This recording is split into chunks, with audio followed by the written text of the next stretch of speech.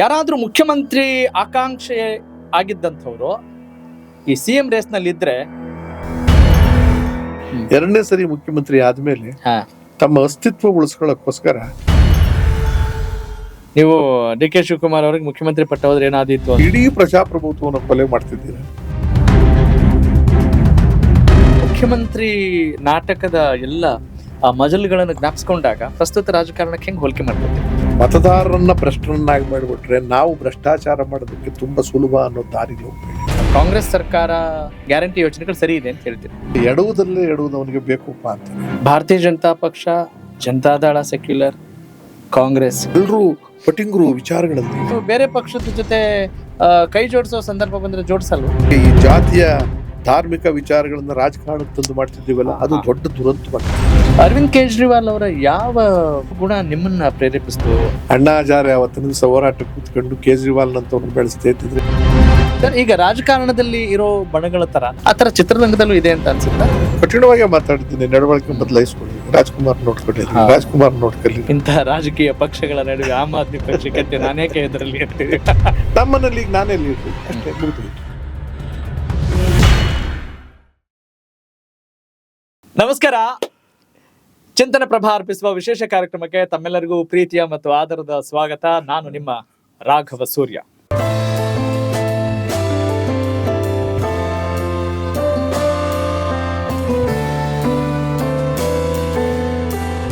ಯಾರಾದ್ರೂ ಮುಖ್ಯಮಂತ್ರಿ ಆಕಾಂಕ್ಷೆ ಆಗಿದ್ದಂಥವ್ರು ಈ ಸಿಎಂ ರೇಸ್ ನಲ್ಲಿ ಇದ್ರೆ ಇವ್ರ ಹೆಸರು ಕೇಳಿದ್ರೆ ಸಾಕು, ಹೊಟ್ಟೆ ಕಿಚ್ಚು ಪಡೋದ್ರಲ್ಲಿ ಯಾವ ಅನುಮಾನನೇ ಇಲ್ಲ.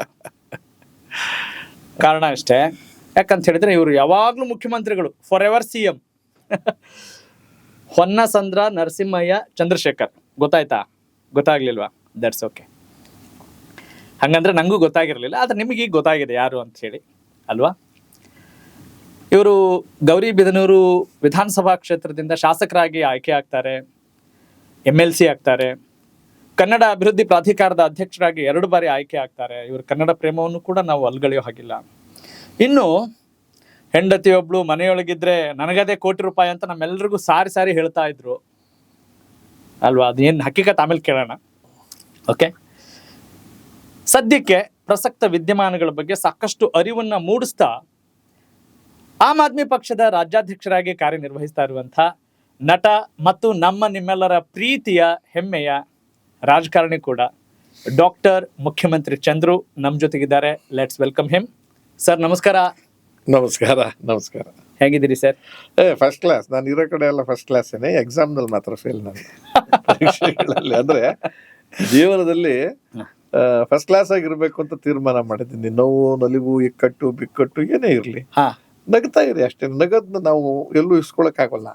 ಸಂಕಟ ಬರ್ತದೆ, ಭಗವಂತನು ಕೊಡ್ತಾನೆ, ಪ್ರಕೃತಿ ಕೊಡುತ್ತೆ, ಇನ್ನೇನು ಆಗುತ್ತೆ, ಅದನ್ನ ಅನುಭವಿಸ್ಲೇಬೇಕು. ಈ ನಗೋದಿದೆಯಲ್ಲ, ಅದು ಯಾರು ಕೊಡಲ್ಲ, ನಾವೇ ಪಡ್ಕೋಬೇಕು. ಯಾವ ಯೂನಿವರ್ಸಿಟಿಲಿ ಕಲ್ತ್ರಿ ಸರ್ ಇದನ್ನೆಲ್ಲ? ವಿಶ್ವವಿದ್ಯಾಲಯ ಅಂದ್ರೆ ಯೂನಿವರ್ಸಿಟಿ ಅಲ್ಲ, ವಿಶ್ವ, ಪ್ರಪಂಚದ ಅಂದ್ರೆ ಬ್ರಹ್ಮಾಂಡಕ್ಕೆ ಹೇಳ್ತಾ ಇದೀರಿ ನೀವು, ಅಂದ್ರೆ ಪ್ರಕೃತಿಗೆ ಹೇಳ್ತಾ ಇದೀರಿ. ದೇಶ ತಿರುಗಿ ಕೋಶ ಓದು ಅಂತ ಒಂದು ಗಾದೆ ಇದೆ ನಮ್ಮ. ಹೌದು. ಆ ತರದಲ್ಲಿ ನಾನು ಬಹಳ ಬುದ್ಧಿವಂತ ವಿದ್ಯಾರ್ಥಿ ಅಲ್ಲದೆ ಇದ್ರು, ಚೆನ್ನಾಗಿ ಓದಿಲ್ದೇ ಇದ್ರು ಕೂಡ ಜ್ಞಾನ ಇಲ್ಲ, ಸಾಮಾನ್ಯ ಜ್ಞಾನ ಇಲ್ಲ ಅಂತ ಪಡ್ಕೊಂಡಿರೋದು ಅದು ಹಿರಿಯರು, ನಮ್ಮ ಹಳೆಯ ತಲೆಮಾರಿನ ಗ್ರಾಮೀಣ ನುಡಿಮುತ್ತುಗಳು, ಅವ್ರು ಆಡದಂತ ಮಾತುಗಳು, ಅವ್ರು ಅನುಭವಿಸಿದಂತ ಅನುಭವ ಅಂತೀವಲ್ಲ. ಹೌದು, ಅನುಭವ. ಆ ಅನುಭವ ನಾವು ಪಡ್ಕೊಂಡಿದ್ರಿಂದ ಬೀಚಿ ಒಂದು ಮಾತು ಹೇಳ್ತಾರೆ, ಮನುಷ್ಯ ಎಡವಬೇಕು, ಎಡುತ್ತಾನೆ, ಆದ್ರೆ ಎಡುವುದಲ್ಲೇ ಎಡುವುದವನಿಗೆ ಬೇಕಪ್ಪ ಅಂತಾರೆ ಅಂತ. ಅಂದ್ರೆ ನೀನ್ ಎಡವಿದ್ ನಿನಗೆ ಗೊತ್ತಿರುತ್ತಲ್ಲ, ಮತ್ತ ಅಲ್ಲೇ ಎಡುವುದ್ರೆ ನಿನ್ನೇನ್ ಅನ್ಬೇಕಂತ. ಮನುಷ್ಯ ಎಡುವುದು ಸಹಜ, ಆದ್ರೆ ಅದನ್ನ ತಿದ್ದುಗಂಟು ಹೋಗ್ಬೇಕಲ್ವ. ಇಲ್ಲಿ ಕಲ್ಲಿದೆ ಅಥವಾ ಇಲ್ಲಿ ಮುಳ್ಳಿದೆ, ಇದು ಎಡವಿದ ಜಾಗ ಸರಿ ಇಲ್ಲ, ಇನ್ನೊಬ್ರಿಗೂ ಅಡ್ವೈಸ್ ಮಾಡ್ಬೇಕಲ್ವ. ಅದು ಅನುಭವ ಅಷ್ಟೇ, ಅದನ್ನ ಯಾವ ಯೂನಿವರ್ಸಿಟಿದಲ್ಲೂ ಪಾಠ ಮಾಡೋದಿಲ್ಲ. ಅಲ್ಲ, ನಿಮ್ಮನ್ನ ನೋಡಿದ್ರೆ ನಾವ್ ಯಾವ್ದೋ ಬೇರೆ ಪ್ರಪಂಚದಲ್ಲಿ ಇದ್ದೀವಿ, ನೀವು ಮಾತ್ರ ಬೇರೆ ಪ್ರಪಂಚದಲ್ಲಿ ಇದ್ದೀರೋ ಅನ್ನೋ ಒಂದು ವಾತಾವರಣ ನಮ್ಗೆ ನೆನಪಾಗುತ್ತೆ. ಇಲ್ಲ, ನೀವು ಎಲ್ರೂ ಕೂತು ಸಮಾಜದ ಬಗ್ಗೆ ಚಿಂತನೆ ಮಾಡ್ಬೇಕು. ಸಮಾಜ ದೊಡ್ಡದು, ನಿರಂತರ. ಇದು ಅಲ್ವೇ, ಪ್ರಕೃತಿ ನಿರಂತರ ಮತ್ತು ಸಮಾಜ ದೊಡ್ಡದು. ನಾವು ಸಣ್ಣವರು, ಅದರಲ್ಲಿ ಬಹಳ ಸಣ್ಣ. ಎಲ್ಲೋ ಒಂದ್ ಕಡೆ ಬದುಕಿರ್ತಕ್ಕಂತ ಪ್ರಾಣಿಗಳು ಅಂತಲೇ ಕರಿತೀನಿ ನಾನು. ಅದು ಕ್ರಿಮಿಗಳಿರ್ಬೋದು, ಕೀಟಗಳಿರ್ಬೋದು, ಪಕ್ಷಿಗಳಿರ್ಬೋದು, ಜೀವಂತ. ಅದ್ರಲ್ಲಿ ನಾವು ಸ್ವಲ್ಪ ಬುದ್ಧಿಯನ್ನು ಯೋಚನೆ ಮಾಡ್ತಕ್ಕಂಥ ಸಾಮರ್ಥ್ಯವನ್ನು ಕೊಟ್ಬಿಟ್ಟಿದ್ದಾನೆ ಭಗವಂತ. ಅಲ್ಲಿ ನಾವು ಎಚ್ಚರಿಕೆಯಿಂದ ಇರುವಷ್ಟು ವರ್ಷಗಳ ಕಾಲ ನಾನು ಯಾಕೆ ಬಂದಿದ್ದೀನಿ, ಯಾಕೆ ಹೋಗ್ತಾ ಇದ್ದೀನಿ, ಮಧ್ಯದಲ್ಲಿ ಏನು ಮಾಡಿದೆ ಅನ್ನೋದು ಅಷ್ಟೇ ಮುಖ್ಯ. ನನಗೀಗ ಅನಿಸ್ತಾ ಇದೆ ಸರ್, ನಿಮ್ಮನ್ನ ನಾನು ಏನೋ ಇಂಟ್ರೊಡ್ಯೂಸ್ ಮಾಡುವಾಗ ಔಪಚಾರಿಕವಾಗಿ ತತ್ವಜ್ಞಾನಿ ಅಂತ ಒಂದು ಹೇಳಿಲ್ಲ ನೋಡಿ. ಇಲ್ಲ ತತ್ವೂ ಇಲ್ಲ, ಜ್ಞಾನಿನೂ ಇಲ್ಲ. ಅದೇ ಹೇಳದ್ನಲ್ಲ, ಮನುಷ್ಯ ಎಡವು ಬುದ್ಧಿ ಕಲ್ತವನೆ ಅಂತ ಅಂದ್ಬಿಟ್ಟು ಹಾಗೆಲ್ಲ ಆಗಿರುತ್ತೆ. ಆಮೇಲೆ ಇನ್ನೊಂದು ಏನಾಗುತ್ತೆ, ನೀವು ಬದುಕ್ತಾ ನಿಮ್ಮ ಜೀವನದ ಸುತ್ತ ಸಂಘ ಹೇಗಿರುತ್ತೆ, ಸಹವಾಸ ಹೇಗಿರುತ್ತೆ, ಸಹವಾಸ ದೋಷಗಳು ಶುರು ಆಗ್ಬಿಡ್ತದೆ. ಈಗ tell me your friends, I will tell you who you are. Basavanna ಒಂದು ಮಾತು ಹೇಳ್ತಾರೆ, ಎಂತ ಅದ್ಭುತವಾದ ಮಾತು ಹೇಳಿದ್ದಾರೆ. ಬೇವಿನ ಬೀಜವ ಬಿತ್ತಿ ಬೆಲ್ಲದ ಕಟ್ಟೆಯ ಕಟ್ಟಿ ಆಕಳ ಹಾಲು ನೆರೆದರೆ ಕಹಿಯದಲ್ಲದೆ ಸಿಹಿಯನ್ನು ಕೊಡಬಲ್ಲ.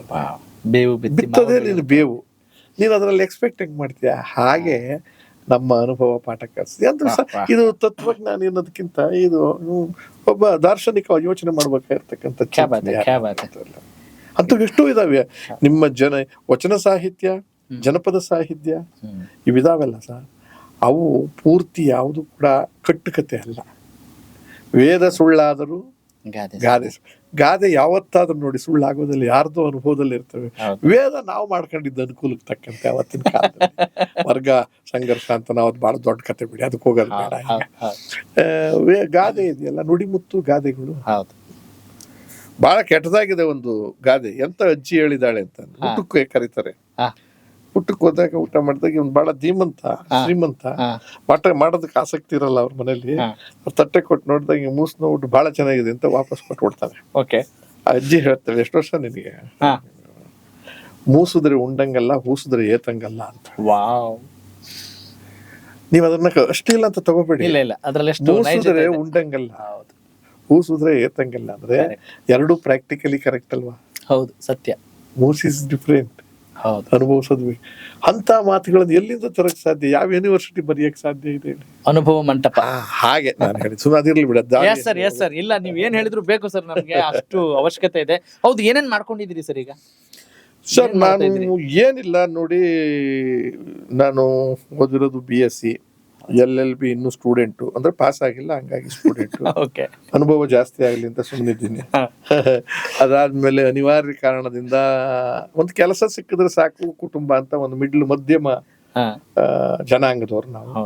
ಅಲ್ಪಸಂಖ್ಯಾತರಲ್ಲಿ ಸ್ವಲ್ಪ ಸಂಖ್ಯಾತರು. ಮೊದಲನೇದಾಗಿ ಅಲ್ಪಸಂಖ್ಯಾತರು, ಅದರಲ್ಲಿ ಸ್ವಲ್ಪ ಸಂಖ್ಯಾತರು ಅಂದ್ರೆ ಮೈಕ್ರೋಸ್ಕೋಪಿಕ್ ಮೈನಾರಿಟಿ ಆ ಥರದವರು.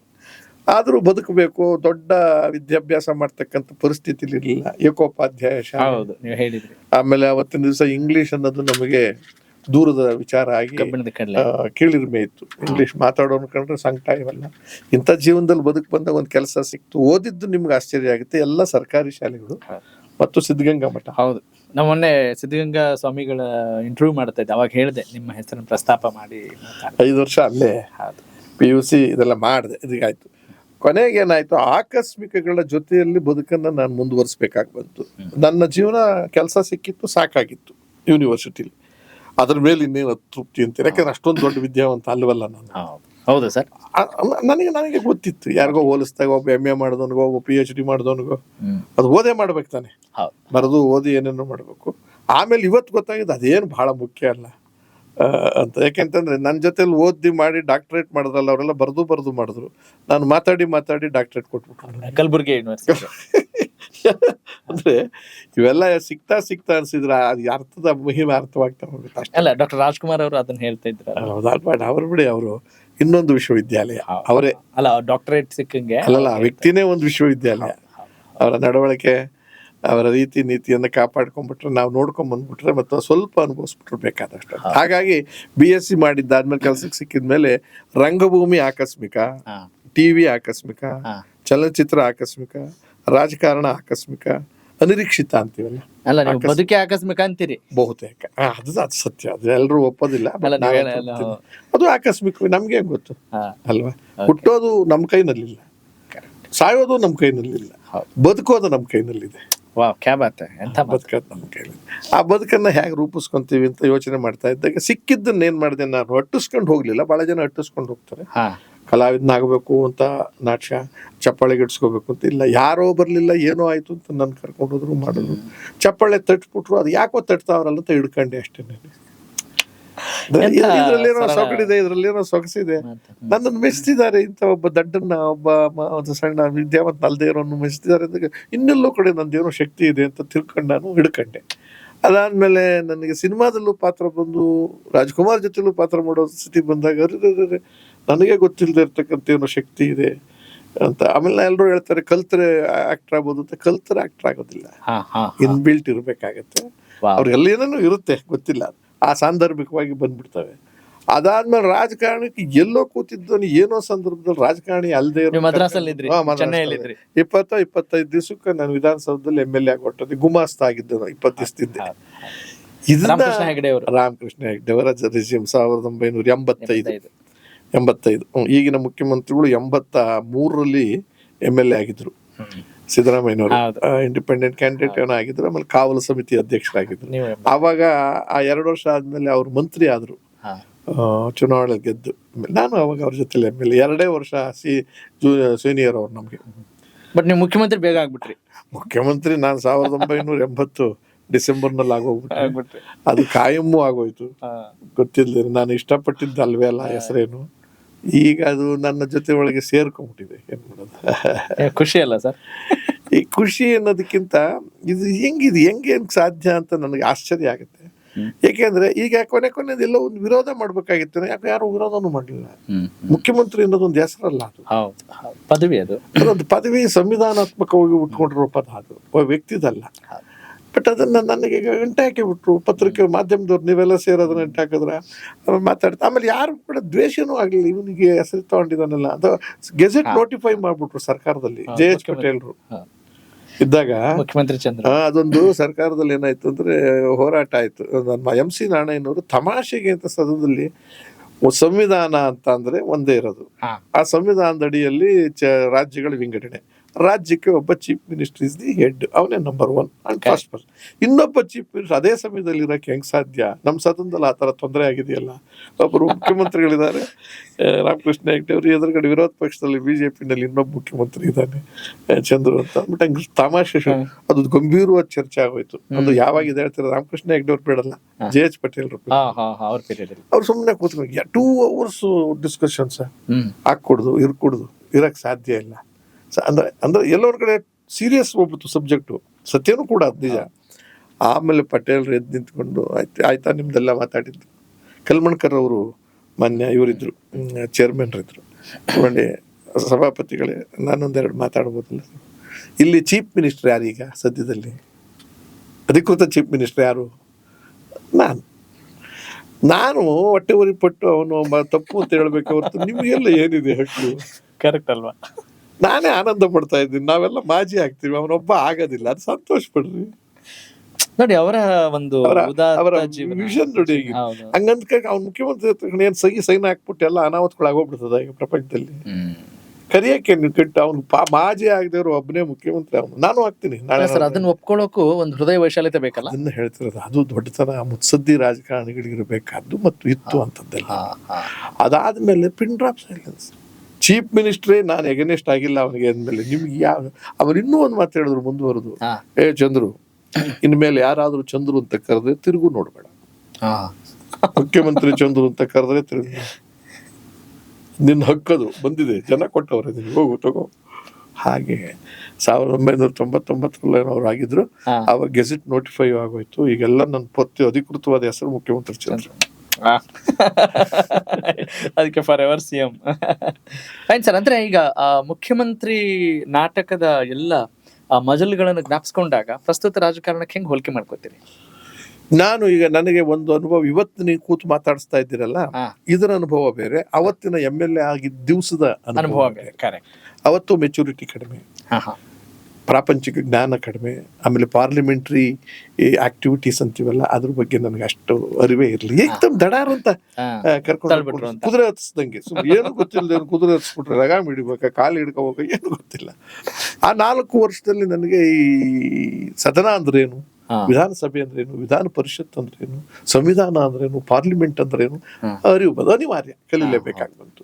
ಅವ ನನಗೆ 30 ವರ್ಷ ನಾನು MLA ಆದಾಗ. ಅವತ್ತು ಇವಾಗ ನಾನು ನಿಮ್ಗೆ ಹೇಳ್ತೀನಿ, ನಾನು CM ಮುಖ್ಯಮಂತ್ರಿ ರಾಮಕೃಷ್ಣ ಹೆಗ್ಡೆ ಅವರಿಂದ ಇವತ್ತು ಸಿದ್ದರಾಮಯ್ಯನವರೆಗೂ ಎರಡೆರಡು ಸತಿ ಮುಖ್ಯಮಂತ್ರಿಗಳಾಗಿರೋರ ಜೊತೆನಲ್ಲೂ ಒಟ್ಟಾರೆ ಕೆಲಸ ಮಾಡಿದ್ದೀನಿ. ಮೇ ಬಿ 15-16 CMಗಳ ಜೊತೆಯಲ್ಲಿ 17 ವರ್ಷಗಳ ನನ್ನ ವಿಧಾನಸಭೆಯ ಸಹವಾಸದಲ್ಲಿ ನೋಡಿದ್ದೀನಿ. ದಿನೇ ದಿನೇ ದಿನೇ ದಿನೇ ನಶಿಸಿ ಹೋಗಿದೆ. ಅದರ ಸ್ಯಾಂಟಿಟಿ ಕಳ್ಕೊಂಡಿದೆ ಅಂತೀವಲ್ಲ, ಅದರ ಗುಣವನ್ನು ಕಳ್ಕೊತಾ ಇದೆ. ಕಳ್ಕೊಳ್ಳೋದಕ್ಕೆ ಕಾರಣ ನಾವುಗಳೇನೆ. ಸದನಕ್ಕೆ ಬರ್ತಕ್ಕಂಥ ವ್ಯಕ್ತಿಗಳು ಬಂದ ಮೇಲೆ ಅವ್ರು ನಡ್ಕೊಳ್ತಕ್ಕಂಥ ರೀತಿ, ಅದಾದ್ಮೇಲೆ ಕರ್ತವ್ಯ ಏನು ಅನ್ನೋದನ್ನ ಅರಿವೇ ಇಲ್ಲದೆ ಇರ್ತಕ್ಕಂಥವ್ರು, ಮತ್ತು ಆಸ್ತಿ ಮಾಡಬೇಕು, ದುಡ್ಡು ಮಾಡಬೇಕು ಅನ್ನುವ ಒಂದು ಗುಂಪೇ ಜಾಸ್ತಿ ಇರುತ್ತೆ. ಅಂದ್ರೆ ಇಲ್ಲಿ ಬಂದು ಪ್ರೊಫೆಷನ್ ಮಾಡ್ಕೋತೀವಿ ರಾಜಕಾರಣ ಅಂತಾರಲ್ಲ, ಅದು ದೊಡ್ಡ ತಪ್ಪಾಗಿದೆ. ಪ್ರೊಫೆಷನಲ್ ಆಗಿ ಇರ್ಬೇಕು ನಾವು, ಪ್ರೊಫೆಷನ್ ಆಗ್ಬಾರ್ದು. ನಮ್ದು ದುಡಿಮೆ ಇದಾಗಬಾರ್ದು. ಸಂಬಳ ಎಷ್ಟು ಕೊಡ್ತಾರೆ ಅದು ಜಾಸ್ತಿ ಕೊಡ್ತಾರೆ, ಇಲ್ಲಿ ದುಡ್ಡು ಸಿಗ್ತಾ ಇಲ್ಲ, ಇನ್ನೇನು ಮಾಡ್ಬೇಕು, ಅಪ್ಪನಿಗೆ ಮಕ್ಕಳಿಗೆ ಏನು ಮಾಡ್ಬೇಕು, ಆಸ್ತಿ ಏನೋ ಅದೆಲ್ಲ ಮುಖ್ಯ ಅಲ್ಲ. ನಾವು ಮಾಡ್ಬೇಕಾಗಿರೋದು ಸಮಾಜಕ್ಕೆ ಏನು ಮಾಡ್ತಿದ್ದೀವಿ. ಕರೆಕ್ಟ್, ನನ್ನ ಖರ್ಚು ಅದನ್ನು ಮರ್ತೋಗಿದೆ. ರಾಮಕೃಷ್ಣ ಹೆಗ್ಡೆ ಅವರ ಇಲ್ಲಿ ತನಕ ನೋಡಿದಾಗ ಅವನತಿಯನ್ನು ಜಾಸ್ತಿ ಕಟ್ಟಿದ್ದೀನಿ ನಾನು. ಹೌದಾ ಸರ್? ಆಮೇಲೆ ಅದರ ರಾಮಕೃಷ್ಣ ಹೆಗಡೆ ಅಂದ್ರೆ ನಾವೆಲ್ಲ ಓದಿ ತಿಳ್ಕೊಂಡವರು. ಮೌಲ್ಯಾಧಾರಿತ ರಾಜಕಾರಣಿ ಅಂದ್ರೆ ನೆನಪು ಬರೋದೇ ನಮ್ಗೆ ಅವರು. ಮೌಲ್ಯಾಧಾರಿತ ರಾಜಕಾರಣ ಅಂತಂದ್ರು ಅಂತರಂಗ ಬಹಿರಂಗ ಎರಡೂ ಒಂದೇ ಇರಬೇಕು. ಬಸವಣ್ಣವರ 12ನೇ ಶತಮಾನದಲ್ಲಿ ಅನುಭವ ಮಂಟಪ ಏನ್ ಮಾಡಿದ್ರು. ಅನುಭವ ಮಂಟಪ as good as parliament and house. ಅಲ್ಲಿ ಸರ್ವರಿಗೂ ಸಮಾನವಾದಂತ ಬದುಕನ್ನು ಕೊಡಬೇಕು, ಸರ್ವರು ಸಮಾನವಾಗಿ ಬದುಕಬೇಕು, ಸರ್ವ ಜನಾಂಗದ ಶಾಂತಿಯ ತೋಟ, ಮನುಷ್ಯ ಒಂದಾಗಬೇಕು, ಒಂದು ರೀತಿಯಲ್ಲಿ ಇರಬೇಕು ಅನ್ನೋ ಭಾವನೆ. ಅಲ್ಲಿ ನೋಡಿ ಅನುಭವ ಮಂಟಪ ಚುನಾವಣೆ ಇರಲಿಲ್ಲ, ಬರೀ ನಾಮಿನೇಷನ್ ಅಲ್ವಾ. ಯಾವ ಜಾತಿಯವ್ರು ಬಂದು ಬೇಕಾದ್ರೂ ಅಲ್ಲಿ ಡಿಬೇಟ್ ಮಾಡ್ಬೋದಾಗಿತ್ತು. ಆ ಡಿಬೇಟ್ ನಲ್ಲಿ ಯಾರು ಬೇಕಾದ್ರೂ ಕಾಂಟ್ರಿಬ್ಯೂಟ್ ಮಾಡ್ಬೋದಾಗಿತ್ತು. ಆ ಕಾಂಟ್ರಿಬ್ಯೂಷನ್ ನ ಅಲ್ಲಿದ್ದಂತ ಅಲ್ಲಮ್ಮ ಪ್ರಭು ಇರ್ಬೋದು, ಯಾರು ಬೇಕು ತಗೊಳ್ತಾ ಇದ್ರು. ಆ ತರದ ಸ್ಥಿತಿ ಇರ್ಬೇಕಾಗಿದ್ದದ್ದನ್ನ ಅದೇ ಮಾದರಿ ಆಗ್ಬೇಕಾಯ್ತು ನಮಗೆ. ಇವತ್ತೇನಾಗಿದೆ, ಯಾರು MLA ಆಗ್ಬೋದು. ಆಮೇಲೆ ಇವತ್ತು ಪ್ರಜಾಪ್ರಭು ಹೆಸರೇನು, ಡೆಮಾಕ್ರಸಿ. ಪ್ರಜೆಗಳೇ ಯಾರು ಬೇಕಾದ್ರೂ ಕೂಡ ಪ್ರಭುಗಳಾಗ್ಬಹುದು, ಪ್ರಭುಗಳಾಗಬೇಕು.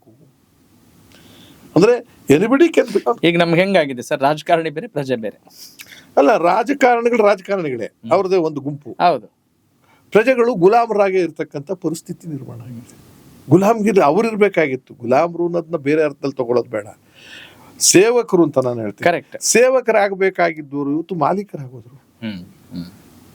ಯಾರನ್ನ ಸೇವೆ ಮಾಡ್ಲಿ ಅಂತ ಕುಂಡ್ರಿಸ್ಕೊಂಡು ನಾವು ಸುಸೇವಕರಿಗಿಂತ ಕಡಿಮೆ ಆಗ್ಬಿಟ್ಟು 5 ವರ್ಷಕ್ಕೊಂದ್ಸರಿ ಚುನಾವಣೆ ಬಂದ ಮೇಲೆ ಮಧ್ಯದಲ್ಲಿ ನಮಗೂ ಅವ್ರಿಗೂ ಏನು ಸಂಬಂಧವೇ ಇಲ್ಲದ ಇರತಕ್ಕಂಥ ಪರಿಸ್ಥಿತಿ. ಸರ್, ಎಲ್ಲೋ ತಮ್ಮ ಮನಸ್ಸಿನಲ್ಲಿ ಕಾಡಿಲ್ವಾ? ಆದರ್ಶವನ್ನು ನಾವು ಮಾತನಾಡ್ತಾ ಇದ್ದೀವಿ, ಆದ್ರೆ ಪ್ರಸ್ತುತ ವಿದ್ಯಮಾನಗಳು ಹಂಗಿಲ್ಲ. ಆದ್ರೂ ಕೂಡ ನಾವು ಕಂಟೆಸ್ಟ್ ಮಾಡ್ತಾ ಇದ್ದೀವಿ, ರಾಜಕೀಯದಲ್ಲಿ ಭಾಗವಹಿಸ್ತಾ ಇದ್ದೀವಿ, ಚುನಾವಣೆಗಳಲ್ಲಿ ಪಾತ್ರ ವಹಿಸ್ತಾ ಇದ್ದೀವಿ. ಹೆಂಗೆ ಇದು? ಯಾವ ರೀತಿ? ಒಂದ್ ಕೈಯಲ್ಲಿ ಕತ್ತಿ, ಬಾಯಲ್ಲಿ ಶಾಂತಿ ಮಂತ್ರ. ಬೇಲಿ ಎದ್ದು ಹೊಲಾಮೆ ಇದ್ರೆ ಏನ್ ಮಾಡೋದು? ಬೇಲಿನೇ ಎದ್ದು ಹೊಲಾಮೆ. ಈಗ ಪ್ರಧಾನಮಂತ್ರಿಗಳು ಒಂದು ಜಾಗದಲ್ಲಿದ್ದಾರೆ, ಕೇಂದ್ರದಲ್ಲಿ. ಚೀಫ್ ಮಿನಿಸ್ಟರ್ಗಳು ಆಯಾ ರಾಜ್ಯಗಳಲ್ಲಿದ್ದಾರೆ. ಅದಕ್ಕೆ ಆದಂತ ಒಂದು ಸಿಸ್ಟಮ್ ಇದೆ. ದುಡ್ಡನ್ನ ಸಂಗ್ರಹ ಮಾಡ್ಕೊಳ್ಳೋದು, ಟ್ರೆಜರಿ ತುಂಬಿಸ್ಕೊಳ್ಳೋದು, ತೆರಿಗೆ ತಗೊಳ್ಳೋದು, ಇದೆಲ್ಲ. ತೆರಿಗೆಯನ್ನ ಯಾವ ರೀತಿ ಮತ್ತೆ ಸಾರ್ವಜನಿಕರಿಗೆ ನಾವು ಕೊಡಬೇಕು. ತೆರಿಗೆ ತಗೊಳ್ಳೋದೇನಂದ್ರೆ ದುಡಿಮೆ ಎಲ್ಲರೂ ಮಾಡ್ತಿದ್ದೀರಾ, ದುಡಿಮೆ ತಗೊಳ್ಳಿ. ಆ ದುಡಿಮೆ ಬಂದದ್ದನ್ನ ಒಟ್ಟು ಟ್ರೆಜರಿಗೆ ಹಾಕೋತೀವಿ. ಆ ಟ್ರೆಜರಿಯನ್ನ ಕಾಪಾಡಿಕೊಂಡು ಅದರಿಂದ ಸೇವೆ ಮಾಡೋದಕ್ಕೆ ನಿಮ್ಮನ್ನು ಕೂರಿಸ್ತಾ ಇದ್ದೀವಿ, ನಾವೇ ಆಯ್ಕೆ ಮಾಡಿ. 5 ವರ್ಷದಲ್ಲಿ ನಮ್ಮೂರಿನ ಪರಿಸ್ಥಿತಿಗೆ ಇದಕ್ಕೆ ನೀವು ಸ್ಪಂದಿಸ್ಬೇಕು. ಹೌದು, ನಮ್ಮ ಜನಾಂಗಕ್ಕೆ ಇದು ಸ್ಪಂದಿಸ್ಬೇಕು. ಮೂಲ ಸೌಕರ್ಯಗಳ ಸೌಲಭ್ಯಗಳನ್ನು ಕೊಡಬೇಕಾಗಿದೆ. ದಿನೇ ದಿನೇ ದಿನೇ ಆಧುನಿಕ ಆಗ್ತಿರ್ಬೇಕಾದ್ರೆ ಟ್ರಾನ್ಸ್ಪೋರ್ಟೇಷನ್ ಏನು, ನೀರಾವರಿ ಏನು, ನೀರಿಂದೇನು, ನದಿಗಳೇನು, ಆ ಪಾತ್ರಗಳೇನು, ಆಮೇಲೆ ಸಾರ್ವಜನಿಕರಿಗೆ ತುಳಿತಕ್ಕೆ ಒಳಗಾಗಿರ್ತಕ್ಕಂಥ ಸಮಾನತೆಯಲ್ಲಿ ಇಲ್ಲದೆ ಇರ್ತಕ್ಕಂಥ ಬದುಕ್ತಿರೋನ್ನ ಮೇಲಕ್ಕೆ ಎತ್ತೋದು ಹೇಗೆ, ಮೇಲಕ್ಕೆ ಎತ್ತಬೇಕಾದ್ರೆ ಅವ್ರ ಅನುಕೂಲಗಳೇನು ಕೊಡಬೇಕು. ಈಗ ಗ್ರಾಮೀಣ ಭಾಗದಲ್ಲಿ ನಾವೆಲ್ಲ ಅನುಕೂಲ ಆಗ್ಬಿಟ್ಟು ಒಬ್ಬ ಅಧಿಕಾರಿ ಆದ ತಕ್ಷಣ ನಿಮ್ಮ ಕುಟುಂಬ ಇದ್ದಕ್ಕಿದ್ದ ಹಾಗೆ ಬೌದ್ಧಿಕವಾಗಿ ಪ್ರಜ್ಞೆಯನ್ನ ಬೆಳ್ಕೊಂಡು ಒಂದು ಸ್ಥಾನಮಾನ ಸಿಕ್ಕೋಗುತ್ತೆ. ಆದ್ರೆ ನಿನ್ನ ಎಲ್ಲಾ ಜನಾಂಗವೂ ಅದೇ ತರ ಇದಾರ ಅಲ್ಲಿ ಇಲ್ಲ ಅಂತ ಅಂದಾಗ ಅವರಿಗೆ ಈ ಟ್ರೆಜರಿ ದುಡ್ಡು ಖರ್ಚು ಮಾಡ್ಬೇಕಾಗಿರೋದು. ಅದು ಫ್ರೀ ಅಂತ ಕರಿತಿರೋ, ಮತ್ತೊಂದು ಅಂತ ಕರಿತಿರೋ, ಏನೇ ಕರೀರಿ. ಸ್ಕೂಲ್ ಸುಮ್ಮನೆ ಉದಾಹರಣೆ ಹೇಳ್ತೀನಿ, ಸಮಾನತೆ. ನನ್ನ ಮನೆ ಮುಖ್ಯಮಂತ್ರಿ ಚಂದ್ರು MLA ಆಗೋಗಿದ್ದೀನಿ, 2 ಸತಿ MLC ಆಗಿದ್ದೀನಿ. ನನ್ನ ಮಕ್ಕಳಿಗೆ ವಿದ್ಯಾಭ್ಯಾಸ ಮಾಡುವಾಗ ಅವ್ರು ಏನು ಓದ್ತಾರೋ ಅದನ್ನು ಮಾಡಿಸ್ತಕ್ಕಂಥ ಸಾಮರ್ಥ್ಯ ನನಗಿದೆ. ಕರೆಕ್ಟ್. ಅವ್ರು ಓದ್ದೇ ಇದ್ರೆ ಅದು ಇನ್ನೂ ಹಣೆ ಬರ ನಮ್ದು. ನಾವು ಹಠ ಮಾಡೋದು ಅಷ್ಟೇನೆ. ಡಾಕ್ಟರ್ ಮಾಡ್ಬೋದು ನಾನು, ಇಂಜಿನಿಯರ್ ಮಾಡ್ಬೋದು ನಾನು. ಹಾಗೆ ನೌಕರರ ಒಂದು ವರ್ಗದ ನೌಕರರಲ್ಲೂ ಸಾಧ್ಯತೆ ಇದೆ, ರಾಜಕಾರಣಿಗಳಲ್ಲಿ ಸಾಧ್ಯತೆ ಇದೆ, ವ್ಯಾಪಾರಸ್ಥರುಗಳಲ್ಲಿ ಸಾಧ್ಯತೆ ಇದೆ, ಇಂಡಸ್ಟ್ರಿಯಲ್ಲಿ ಸಾಧ್ಯತೆ. ರೈತಾಪಿ ಜನರಲ್ಲಿ ಬಹುತೇಕ ಜನ ಇನ್ನು ಬಡತನದ ರೇಖೆಗಿಂತ ಕಡಿಮೆ ಇದ್ದಾರೆ. ಈಗ ಯಾರೋ ಒಬ್ಬ ಹಣ್ಣು ಮಾರ್ತಕ್ಕಂಥ ಜೀವನ ಮಾಡ್ತಿರ್ತಾರೆ, ಅವನು ದಿನಗೂಲಿ ತಾನೆ. ಹೌದು. ಹಣ್ಣು ಮಾರಿ ದಿನಕ್ಕೆ ಎಷ್ಟು ಸಂಪಾದನೆ ಮಾಡ್ಬೋದು ಅವನು? ಅವನ್ನ 90% ಬಂತು ಅಂತ ಇಟ್ಕೊಳ್ಳಿ ಅವನ ಮಗನಿಗೆ ಅಥವಾ ಮಗಳಿಗೂ ಸ್ಕೂಲಲ್ಲಿ ಮೆಡಿಕಲ್ ಓದ್ಸಕ್ ಸಾಧ್ಯನಾ ಇವತ್ತಿನ ಕಾಲಘಟ್ಟದಲ್ಲಿ? ಅದಿತ್ತು ಒಂದು ಕಾಲದಲ್ಲಿ. ಇಂಜಿನಿಯರಿಂಗ್ ಓದ್ಸಕ್ ಸಾಧ್ಯನಾ? ಅವ್ನ ಎಲ್ಲಿಗೆ ಹಾಕ್ಬೇಕು ಕೆಲ್ಸ? ಇಲ್ಲ, ನೀವು ಬಹಳ ಒಳ್ಳೆ ಪ್ರಶ್ನೆಗಳನ್ನ ರೈಸ್ ಮಾಡ್ತಾ ಇದ್ದೀರಿ. ಅದು ಮಾತಾಡೋಣ ಸರ್. ಟೀ ತಗೊಳ್ಳಿ ಸರ್.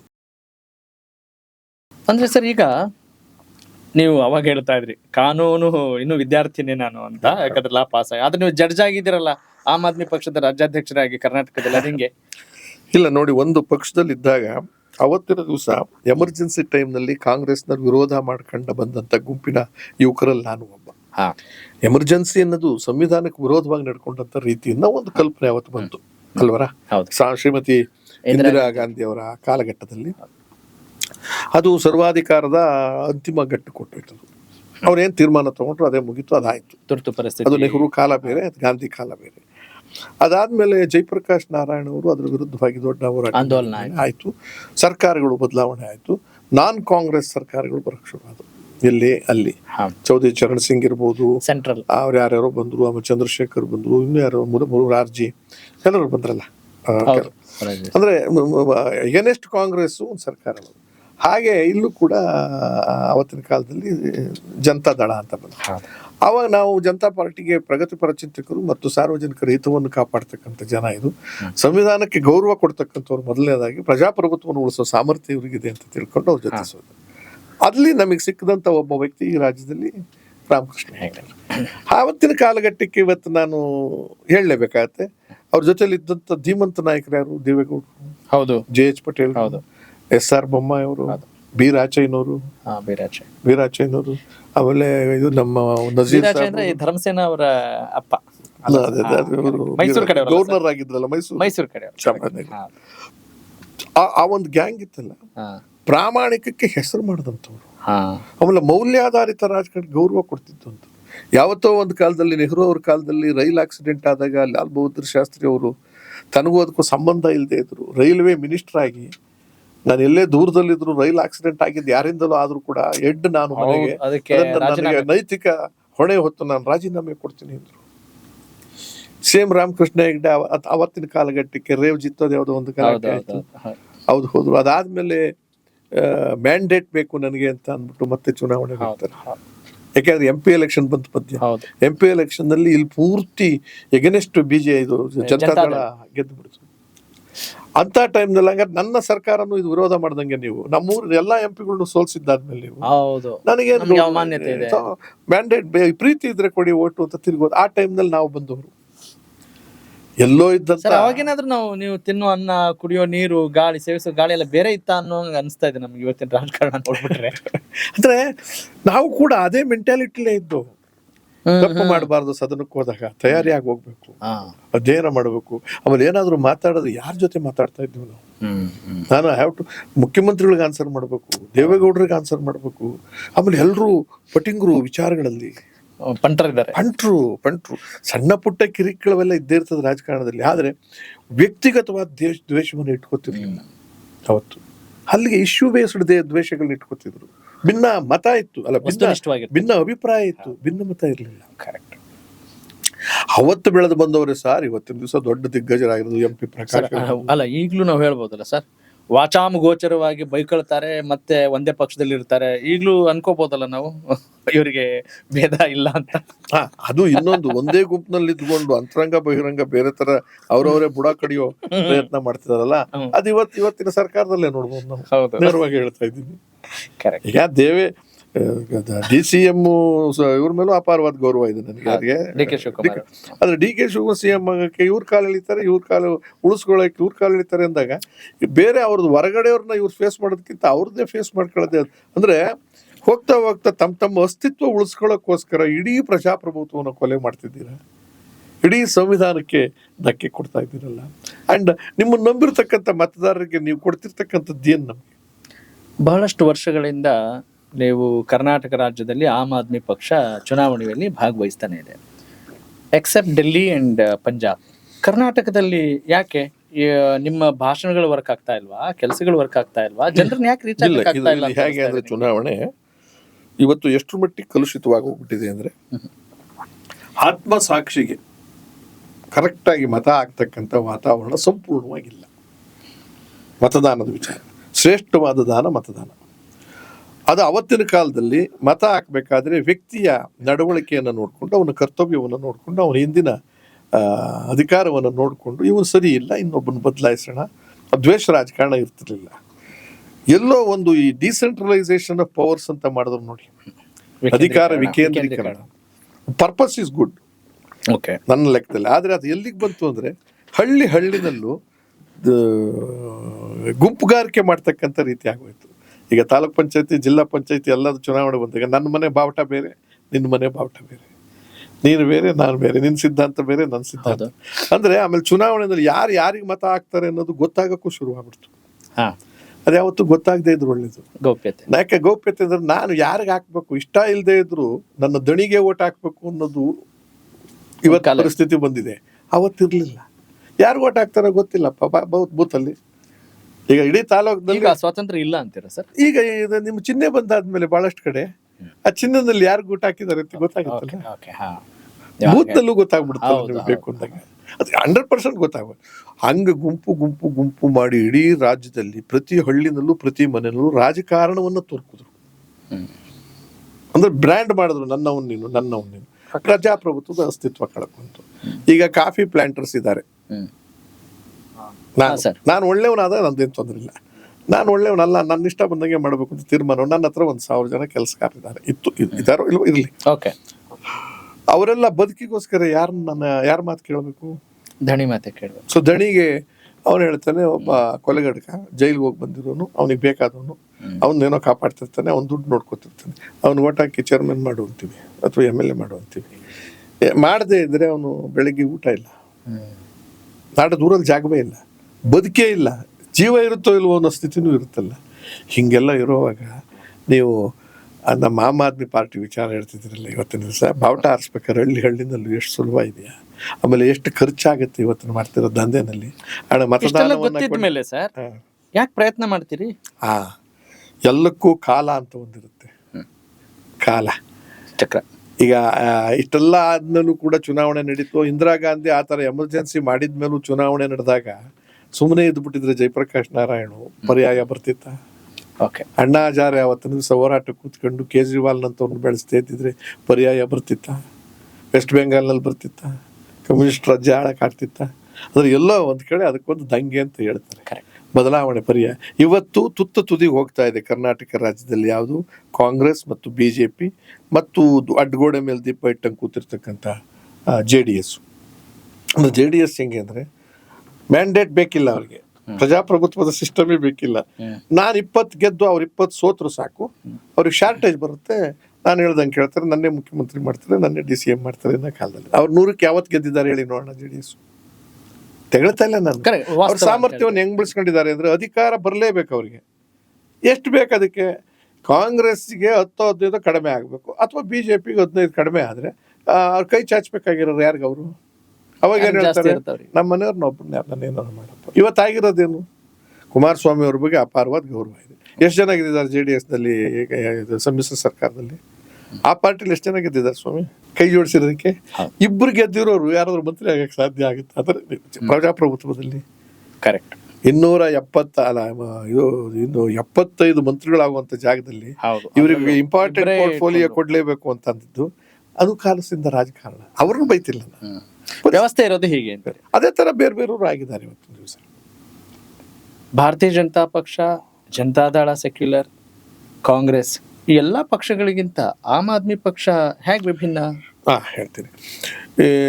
2012 ಇರ್ಬೇಕೇನೋ, 12-13 ವರ್ಷದಿಂದ ಏನೋ ಅದು ಒಂದು ಇದಾಯ್ತಲ್ಲ, ಲೋಕಪಾಲ್ ಬಿಲ್ ಗಲಾಟೆ ಆಗಿ ಅಣ್ಣಾ ಹಜಾರೆ ಅದು ಒಂದು ಆಂದೋಲನವಾಗಿ ಪರಿವರ್ತನೆ ಆಯಿತು.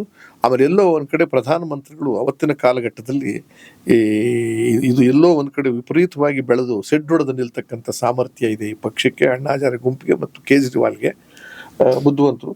ಆ ದೃಷ್ಟಿಯಿಂದ ನಾವು ಮಟ್ಟ ಹಾಕ್ಬೇಕಾಗತ್ತೆ ಅನ್ನೋ ದೃಷ್ಟಿಯಿಂದ ಇದ್ದಾಗ ಚಾಲೆಂಜ್ ಮಾಡ್ತಾರೆ. ಈ ಥರ ಎಷ್ಟೇ ಬೀದಿ ಹೋರಾಟ ಮಾಡಿದ್ರು ಏನು ಮಾಡೋಕ್ಕಾಗಲ್ಲ, ನಿಮ್ಗೆ ತಾಕತ್ತಿದ್ರೆ ಚುನಾವಣೆ ನಿಂತು ಬಂದು ಗೆದ್ದು ತೋರಿಸಿ, ಅಧಿಕಾರ ಮಾಡಿ ತೋರಿಸಿ. ಅವಾಗ ಡೆಲ್ಲಿನಲ್ಲಿ ನಾವು ಅಧಿಕಾರ ಮಾಡಲೇಬೇಕು ಅನ್ನೋ ಕಾರಣಕ್ಕೆ ಅದನ್ನು ಆಂದೋಲನ ಶುರು ಮಾಡಿಕೊಂಡ್ರು. ಬೇಡ ಅಂತ ಅಂದರು ಹಜಾರೆ ಅವರು, ಅದೇನೇನೋ ಆಯಿತು ಬಿಡಿ. ಆಮೇಲೆ ಅವ್ರು ಮಾಡಿದಾಗ ಏನಾಯಿತು, ಮೊದಲನೇ ಚುನಾವಣೆಯಲ್ಲಿ 28-29 ಸೀಟು 70 ಗೆದ್ರು. ಫಸ್ಟ್ ಟೈಮ್ ಚುನಾವಣೆಗೆ ಹೋಗಿದ್ದು. ಎನ್ ಟಿ ರಾಮರಾವ್ ಸ್ವೀಪ್ ಆಗಿತ್ತು ಒಂದು ಕಾಲದಲ್ಲಿ. ಅವಾಗ ಜನ ಅಷ್ಟು 28 ಕ್ಷೇತ್ರದಲ್ಲಿ ವಿರೋಧ ಆಯ್ತು ಅಂತ ಆಯ್ತಲ್ಲ. ನಿಮ್ಮ ಬಿಜೆಪಿಯನ್ನ ಕಾಂಗ್ರೆಸ್ ಅನ್ನು ನಿರ್ನಾಮಕ್ಕೆ ಸೋಲ್ಸೋದು ಇರ್ಲಿ, ಅಧಿಕಾರ ಮಾಡೋ 15-40-45 ದಿವಸ ಎಷ್ಟೋ ದಿವಸ ಮಾಡ್ತಿದ್ದಂಗೆ ರಾಜೀನಾಮೆ ಕೊಟ್ಟರು. ಈ ಕಟ್ಟು ಬಿಕ್ಕಟ್ಟು ಬೇಡ ಮ್ಯಾಂಡೇಟ್ ಹೋಗ್ತೀವಿ ಅಂತ. 70ಕ್ಕೆ 67 ಸೀಟ್ ಗೆದ್ರು. ನಂಬ್ತೀರಾ ನೀವು? ಹಿಸ್ಟ್ರಿ. ಬಿಜೆಪಿ ಕಾಂಗ್ರೆಸ್ 3 ಸೀಟಲ್ಲಿ ಅವ್ರು ಹಂಚ್ಕೊಂಡು ಮಾಡಿದ್ರು ಅಂದಾಗ ಯಾಕೆ ಸಾಧ್ಯ ಅಂತ ಆಯ್ತು ಇವತ್ತು? ಅವತ್ತು ನೀವು ಸಿಕ್ಕಾಪಟ್ಟೆ ದುಡ್ಡಿತ್ತ ಅವ್ರ ಹತ್ರ? ಇಲ್ಲ. ಸಿಕ್ಕಾಪಟ್ಟೆ ಹೆಸರು ಮಾಡಿದ್ರ? ಇಲ್ಲ. ಕೇವಲ ಅವರು ಆಮ್ ಆದ್ಮಿ ಸಾಮಾನ್ಯ ಜನರ ಪಕ್ಷ ನಮ್ದು, ಇದು ಸಾಮಾನ್ಯ ಜನರವಾಗಿ ಉಳ್ಕೊಂಡಿಲ್ಲ. ಪ್ರಜಾಪ್ರಭುತ್ವ ಕಾಂಗ್ರೆಸ್ ಕೈನಲ್ಲೂ ಉಳ್ಕೊಂಡಿಲ್ಲ, ಬಿಜೆಪಿ ಕೈನಲ್ಲೂ ಉಳ್ಕೊಂಡಿಲ್ಲ. ಪ್ರಭುತ್ವವಾದಿ ಅಂತಂದ್ರೆ ಡಿಕ್ಟೇಟರ್ ಸರ್ವಾಧಿಕಾರಿಗಳಾಗಿದ್ದಾರೆ, ಕೋಮುವಾದಿಗಳಾಗಿದ್ದಾರೆ, ಕುಟುಂಬ ರಾಜಕಾರಣ ಆಗಿದೆ. ಬಹುತೇಕ ಅವರವ್ರ ಕುಟುಂಬದವರೇ ಅವರವ್ರ MLA MP ಗಳಾಗ್ತಿದ್ದಾರೆ. ಇದು ಬೇಕಾ ನಿಮಗೆ? ನಿಮ್ಮವನು ಯಾವ ಅವತ್ತು ಅದನ್ನೇ ಹೇಳಿದ್ದ ಅವ್ರು, ನಮ್ಮ ಪಕ್ಷ ಹೇಳಿದ್ದಾದ್ರೆ ನಿಮ್ಮವನು ಯಾವತ್ತು MLA ಆಗೋದು, ನಿಮ್ಮವನು ಯಾವತ್ತು ತಾಲೂಕು ಮೆಂಬರ್ ಆಗೋದು, ನಿಮ್ಮ ಮನೆಯವನು, ನಿಮ್ಮ ಸಮಾಜದವನು ಆಗೋದು ಯಾವ? ಹಂಗೆ ಕಟ್ಟಿದಾಗ 67 ಆಯಿತು. ಅವತ್ತು ಕೂಡ ಇವರು ಭಾಳ ಎಗನೆಸ್ಟ್ ಮಾಡಿ ಎಲ್ಲ ಮಾಡಿದ್ರಲ್ಲ, ಆಂಟಿ ಗೌರ್ನೆನ್ಸ್ ಅಂತ ಅಂದ್ಬಿಟ್ಟು ಸೋಲ್ಬೇಕಾಗಿತ್ತಾನೆ ನೆಕ್ಸ್ಟ್ ಎಲೆಕ್ಷನ್ ಎಷ್ಟು ಗೆದ್ರ? 70ಕ್ಕೆ 63. ಅಂದ್ರೆ 3-4 ಬಿಟ್ಟರೆ ಅಂದಾಗ ಅವತ್ತು ಇವ್ರು ಅಧಿಕಾರ ಕೊಟ್ರು. ಏನ್ ಕೊಟ್ರು? ಫ್ರೀ ಎಜುಕೇಶನ್ ಟೋಟಲಿ, ಯಾರೇ ಮಕ್ಕಳಾಗ್ಲಿ ಫ್ರೀ ಹೆಲ್ತ್, ಯಾರಾದ್ರೂ ಹೋಗ್ಲಿ, ಶ್ರೀಮಂತರನ್ನು ಹೋಗ್ಲಿ. ಅಂದ್ರೆ ಇವೆರಡನ್ನ ದೇಶದಲ್ಲಿ ಸರಿಯಾಗಿ ಕೊಟ್ಬಿಟ್ರೆ ದೇಶ ಬಲಿಷ್ಠವಾಗ್ತದ್ರಿ. ನಿನಗೆ ಬೇಕಾಗಿರೋದು ಮನುಷ್ಯನಿಗೆ ಏನ್ರಿ? ಒಳ್ಳೆಯ ಆರೋಗ್ಯ, ಒಳ್ಳೆಯ ಜ್ಞಾನ, ಎರಡೂ ಕೊಡದ. ಆಮೇಲೆ ಮಿನಿಮಮ್ ಸೌಲಭ್ಯ ಅಂತ ಇರ್ತದಲ್ಲ, ಕುಡಿಯೋದಕ್ಕೆ ನೀರು ಬರ ಆಗಬಾರ್ದು. Correct sir. ಇಷ್ಟೆಲ್ಲ ಸಾಮಾನ್ಯರ ಬಗ್ಗೆ ಕಾಳಜಿ ಇರುವಂತಹ ಆಮ್ ಆದ್ಮಿ ಪಕ್ಷ ಡೆಲ್ಲಿಯಲ್ಲಿ ಒಂದು ಒಳ್ಳೆ ಮಾಡೆಲ್ ನ ಕ್ರಿಯೇಟ್ ಮಾಡುತ್ತೆ. ಆದ್ರೆ ಕರ್ನಾಟಕ ಕಾಣಿಸುತ್ತೆ. ಹೌದು, ಕರ್ನಾಟಕಕ್ಕೆ ಯಾಕೆ ಅದು ರೀಚ್ ಆಗ್ತಾ ಇಲ್ಲ? ಇಲ್ಲಿ ಅದನ್ನ ರೀಚ್ ಮಾಡಿದ್ರು, ಕೆಟ್ಟದಾಗ ಮಾಡ್ಕೊಂಡ್ರು. ಆ ಗ್ಯಾರಂಟಿಗಳನ್ನೆಲ್ಲ ತಂತಾನೆ ಇಲ್ಲಿ ಗೆದ್ದಿದ್ದು. ಕೇಜ್ರಿವಾಲ್ ಮಾಡಿದ ಗ್ಯಾರಂಟಿನೇ ಸ್ವಾಮಿ ಇವ್ರು ಗ್ಯಾರಂಟಿ ಮಾಡಿದ್ದು, ಕರೆಂಟ್ ಕೊಟ್ಟಿದ್ದು, ನೀರು ಕೊಟ್ಟಿದ್ದು, ಬಸ್ ಫ್ರೀ ಮಾಡಿದ್ದು. ನಮ್ಮಲ್ಲೂ ಬಸ್ ಫ್ರೀ ಇದೆ. ಅದ್ರ ಸೇಮ್ ಕಾಪಿ ಮಾಡಿದ್ರಲ್ಲ ಇಲ್ಲಿ. ಆದ್ರೆ ಕಾಪಿ ಮಾಡಿದ್ದನ್ನು ಅನುಷ್ಠಾನ ತರುವುದರಲ್ಲಿ ಸೋಲ್ತಾ ಇದ್ದಾರೆ ಅವರು. ಅನುಷ್ಠಾನ ಕಾಪಿ ಆಗ್ಲಿಲ್ಲ. ಅನುಷ್ಠಾನಕ್ಕೆ ಅವ್ರು ಏನ್ ಮಾಡಿದ್ರು? ರಿಸೋರ್ಸ್ ಏನ್ ಮಾಡ್ಬೇಕು? ಅಲ್ಲ, ಈಗ ನೀವು ಕರ್ನಾಟಕ, ಈಗ ಕಾಂಗ್ರೆಸ್ ಸರ್ಕಾರ ಫ್ರೀ ಬೀಸ್ ನ ಏನ್ ತಂದಿದೆ ಅದು ಸರಿ ಇದೆ ಅಂತ ನೀವು ಹೇಳ್ತಾ ಇದ್ರಿ. ಗ್ಯಾರಂಟಿ ಯೋಜನೆಗಳು ಸರಿ ಇದೆ ಅಂತ ಹೇಳ್ತೀರಿ. ಅದರ ಪರ್ಪಸ್ ಕರೆಕ್ಟ್ ಆಗಿದೆ. ಯಾರಿಗೆ ತಲುಪಬೇಕು ಅದು ತಲುಪಿಸೋದಕ್ಕೆ ಅದು ಕರೆಕ್ಟ್ ಆಗಿದೆ. ಓಕೆ. ಆದ್ರೂ ಯಾಕೆ ಅದ್ರ ವಿರುದ್ಧ ಆದ್ರೆ ಅವ್ರು ಅದರ ಹೆಸರಿನಲ್ಲಿ ಗೆದ್ರೆ ಹೊರತು ಅನುಷ್ಠಾನ ತರಕ್ಕೆ ರಿಸೋರ್ಸ್ ಇಟ್ಕೊಳ್ಳದೆ ಮಾಡಿದ್ರೆ ಇವರು ರಿಸೋರ್ಸ್ ಯೋಚನೆ ಮಾಡ್ಬೇಕು. ನನಗೆ ದುಡ್ಡು ಎಷ್ಟು ಬರುತ್ತೆ, ನನಗೆ ನಾನು ಖರ್ಚು ಮಾಡಿದೆ, ಯಾವುದ್ರಲ್ಲಿ ಕಟ್ ಮಾಡಬೇಕು, ಯಾವುದ್ರಲ್ಲಿ ಭ್ರಷ್ಟರಹಿತವಾದ ಸರ್ಕಾರ. ನಮ್ಮಲ್ಲಿ ಏನಾಯ್ತು ಅಂದ್ರೆ ಭ್ರಷ್ಟರಹಿತವಾದ ಸರ್ಕಾರವನ್ನು ನಡೆಸಿದಾಗ ಮಾತ್ರ ಇದು ಸಾಧ್ಯ. ಅವರು ಯಾವುದೋ ಎಂಡದ ವಿಚಾರದಲ್ಲೋ ಯಾವುದೋ ಒಂದು ಅರೆಕ್ತೇದೋ ಇದ್ರದ್ದು ಕಾಂಟ್ರಾಕ್ಟ್ ವಿಚಾರದಲ್ಲಿ ನಮಗೆ ಮಸಿ ಬೆಳೆಯಕ್ಕೆ ಪ್ರಯತ್ನ ಪಟ್ಟರು. ಆದ್ರೆ ಆ ಸ್ಕೂಲ್ ಇವತ್ತು ಹೋಗಿ ನೋಡಿ, ಅಲ್ಲಿ ಸ್ಕೂಲ್ ನಡೀತಾ ಇತ್ತು, ನಮ್ದು ಮಹಲಾಗಳ ಕ್ಲಿನಿಕ್ ನಡೀತಾ ಇತ್ತು, ಅವೆಲ್ಲೋ ಚೆನ್ನಾಗಿ ಇದ್ದು ಫ್ರೀ ಆಗಿದ್ದು. ಆಮೇಲೆ ಸರ್ಪ್ಲೇಸ್ ಬಡ್ಜ್ ಕೊಟ್ಟು ಇಷ್ಟಾದ್ಮೇಲೆ ಇಲ್ಲೆಲ್ಲ ಸಾಲಗಾರರಾಗಿದ್ದಾರೆ. ಈ ಸರ್ಕಾರದವ್ರು ಫ್ರೀ ಕೊಟ್ಟು ಅದು ಅಲ್ಲಿ ಲಕ್ಷಾಂತರ ಕೋಟಿ ಸಾಲ ಮಾಡಿದ್ದಾರೆ. ಇದೊಂದೇ ರಾಜ್ಯ ಅಂತ ಹೇಳ್ತಿಲ್ಲ, ಬೇರೆ ರಾಜ್ಯಗಳು. ನಮ್ದೊಂದೇ ರಾಜ್ಯ ಡೆಲ್ಲಿನಲ್ಲಿ ಸರ್ಪ್ಲೇಸ್ ಬಡ್ಜೆಟ್ ಫ್ರೀ ಕೊಟ್ಟು ಸರ್ಪ್ಲೇಸ್ ಬಡ್ಜೆಟ್ ಮಾಡಕ್ ಸಾಧ್ಯ ಆದ್ರೆ ಕರಪ್ಷನ್ ಫ್ರೀ ಮಾಡಿದಾಗ ನಿಮಗೆ ಇವತ್ತು ಕರಪ್ಷನ್ ಎಲ್ಲಿಗೆ ಹೋಗಿದೆ ಹೇಳಿ ಸರ್? ನಿಮ್ಮ ಒಬ್ಬೊಬ್ಬ ಬ್ಯಾಂಕಿನ ವ್ಯವಹಾರ ಮಾಡಿದಂಥವ್ರು ಲೂಟಿಗೆ ಮಾಡಿ 11,000 ಕೋಟಿ, 10,000 ಕೋಟಿ, 15,000 ಕೋಟಿ. ಇದು ಯಾರು ದುಡ್ಡು ಸರ್? ಇದು ಇಲ್ಲೂ ಇವತ್ತಿನ ದಿವಸ ನಿಮ್ಮ MLAಗಳು MP ಗಳು ಮನೆಯಲ್ಲಿರ್ತಕ್ಕಂಥದ್ದು ಡಿಕ್ಲೇರ್ ಮಾಡ್ಕೊಂಡ್ರು ಹಣಗಳು ನೋಡಿದ್ದೀರಾ ಸರ್? ಒಬ್ಬೊಂದು ಡಿಕ್ಲೇರ್ಡ್ 1,700 ಕೋಟಿ ಅಂತ. ಈ ದುಡ್ಡಲ್ಲಿ ಎಲ್ಲಿಂದ ಹೊಡೆದಿರೋದು? ಕಪ್ಪು ಹಣ ಅಲ್ವಾ? ಅಂದಾಗ ಈ ಹಣವನ್ನು ನೀವು ಉಳಿಸಿ, ಅಂದ್ರೆ ಭ್ರಷ್ಟಾಚಾರವನ್ನು ಕಡಿಮೆ ಮಾಡಿಸ್ಬಿಟ್ಟು ನಿಲ್ಲಿಸ್ಬಿಟ್ಟು ಇದನ್ನು ಕೊಟ್ಟಿದ್ರೆ ನಿಮ್ಗೆ ಅನುಷ್ಠಾನ ತರಬಹುದಾಗಿತ್ತು. ಆಮೇಲೆ ಇನ್ನೊಂದು, ಅದು ನಿಮ್ಗೆ ಡೆಲ್ಲಿಯ ಸರೌಂಡಿಂಗ್ಸ್ ಎಷ್ಟಿದೆ? ಕಡಿಮೆ ಇದೆ, ವ್ಯಾಪ್ತಿ ಕಡಿಮೆ. ಅದೊಂದು ಶುರು ಮಾಡಿದಾಗ ಅದಕ್ಕೆ ಅದ್ಭುತವಾದ ಯೋಚನೆಗೆ ಕಲ್ಪನೆ ಸಿಕ್ತು ಚೆನ್ನಾಗಿ. ಇದಕ್ಕೆ 30,000 ಹಳ್ಳಿಗಳಿದಾವೆ. ಆಮೇಲೆ ಇಷ್ಟು ಅಕ್ಯುಮುಲೇಟೆಡ್ ಪ್ರಾಬ್ಲಮ್ ಏನಂದ್ರೆ 65-70,000 ಮೇಸ್ಟ್ರುಗಳೇ ಇಲ್ಲ. ಅಂದ್ರೆ ಇದು ಅಲೋಕೇಟ್ ಆಗಿರ್ತಕ್ಕಂಥ ಮೇಸ್ಟ್ರುಗಳನ್ನ ಅಲೋ ಮಾಡಿಲ್ಲ. ಮೇಸ್ಟ್ರುಗಳು ಇಲ್ಲದೆ, ಬಿಲ್ಡಿಂಗೂ ಇಲ್ಲದೆ, ಸೌಲಭ್ಯಗಳು ಇಲ್ಲದೆ, ಶೌಚಾಲಯಗಳಿದೆ, ಮಕ್ಕಳು ಪಾಸ್ ಆಗ್ತಿಲ್ಲ, ನಮ್ಮಲ್ಲಿ ಮಕ್ಕಳು ರ್ಯಾಂಕ್ ತಗಂತಿಲ್ಲ ಅಂದ್ರೆ ಕಾಲೇಜ್ ಮುಚ್ತಿದೀವಿ ಸರ್ಕಾರಿ ಶಾಲೆ. ಪಕ್ಕದಲ್ಲೇ MLA ಒಂದು ಇಂಟರ್ನ್ಯಾಷನಲ್ ಸ್ಕೂಲ್ ಓಪನ್ ಮಾಡ್ತಾನೆ, 1.5 ಲಕ್ಷ 2 ಲಕ್ಷ ತಗಂತಾನೆ. ಅವ್ನಿಗೆಲ್ಲ ಸೌಕರ್ಯ ಕೊಡ್ತಿದ್ದೀರಾ, ಅವನೇ ಬಂದು ಅಸೆಂಬ್ಲಿ ಕೂತ್ಕೊಂಡು ತೀರ್ಮಾನ ಮಾಡ್ಬೇಕು. ಇದಕ್ಕೆ ಹೆಂಗೆ ನೀವು ಫ್ರೀಗಳನ್ನ ಮ್ಯಾಚ್ ಮಾಡ್ತೀರಾ? ಮೊದಲು ನೀವು ನಿಮ್ಮ MLAಗಳು MP medical college, medical seats, medical ಆಸ್ಪತ್ರೆ ಮತ್ತು ಶಾಲೆಗಳು, ಆಮೇಲೆ ಇವನ್ನೆಲ್ಲವನ್ನು ಕೂಡ ರಿಸ್ಟ್ರಿಕ್ಷನ್ ತಗೊಳ್ಳಿ. ನೀವು ತಗೊಂಡು ಇಂಥದಕ್ಕೆ ಇಷ್ಟಿಷ್ಟೇ ಅಂತ ಫಿಕ್ಸ್ ಮಾಡಿ ಪ್ಯಾರಲಲ್ ಆಗಿ ಸರ್ಕಾರದಲ್ಲಿ ಅದನ್ನ ಅನುಕೂಲಗಳು ಕೊಡ್ತಾ ಹೋಗಿ. ಸರ್ಕಾರಿ ಆಸ್ಪತ್ರೆಗೆ ಯಾಕೆ ಹೋಗ್ತಿಲ್ಲ ಪೇಷಂಟ್? ಬದುಕ್ತೀನಿ ಅಂತ ಗ್ಯಾರಂಟಿ, ಹೌದು, ಸೌಲಭ್ಯಗಳಿಲ್ಲ. ಇದರಿಂದ ಹೇಗಾಗಿದೆ. ಓಕೆ, ಈಗ ನಿಮಗೆ ಸರ್ಕಾರದ ವೈಫಲ್ಯಗಳು, ರಾಜಕಾರಣದ ಈ ಭ್ರಷ್ಟಾಚಾರ ನೀತಿಗಳು ನಿಮ್ಮ ಪಕ್ಷಕ್ಕೆ ವರದಾನ ಆಗ್ಬೇಕಲ್ಲ, ಆ ನಿಟ್ಟಿನಲ್ಲಿ ನೀವು ಖುಷಿಯಾಗಿದ್ದೀರಾ? ನೆಕ್ಸ್ಟ್ ನಾವು ಚೆನ್ನಾಗೇನೋ ಮಾಡ್ತೀವಿ, ಅಧಿಕಾರಕ್ಕೆ ಬರ್ತೀವಿ ಅನ್ನೋ ವಿಶ್ವಾಸ ನಿಮಗಿದೆಯಾ?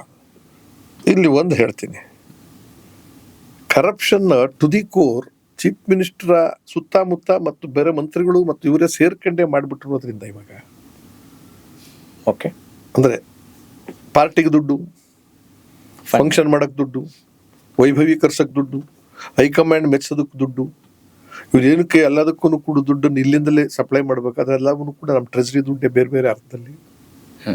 ಇದನ್ನೇ ತಾನೇ ಕೇಂದ್ರದವರು ಮಾಡಿದ್ದು. ನೀವು ಬಾಂಡ್ ಅಂತ ಮಾಡಿದ್ರು ಗೊತ್ತಾ? ಎಲೆಕ್ಷನ್ ಬಾಂಡ್ ಅಕ್ರಮ ಸಕ್ರಮ ಅಲ್ವಾ ಅದು? ಯಾವ ಅರ್ಥದಲ್ಲಿ ಹೇಳಿ? ಅದನ್ನ ಯಾವುದೇ ಒಂದು ಹಣ ದುಡ್ಡು ತಗೊಳಕ್ ಹೋಗ್ಬೇಕಾದ್ರೆ ಕಳ್ಳ ದುಡ್ಡು ತಗೊಳಕ್ ಕಷ್ಟ ಆಗ್ತಿರ್ಲಿಲ್ಲ. ಅದಕ್ಕೆ ಏನ್ ಹೇಳಿದ್ರು ಅವರು, ನೀವು ಬಾಂಡ್ ಮುಖೇನ ಯಾರಿಗ್ ಬೇಕಾದ್ರು ದುಡ್ಡು ಕೊಡ್ಬೋದು, ನಾವು ಅದನ್ನ ಕ್ವಶನ್ ಮಾಡಲ್ಲ ಅಂದ್ರು.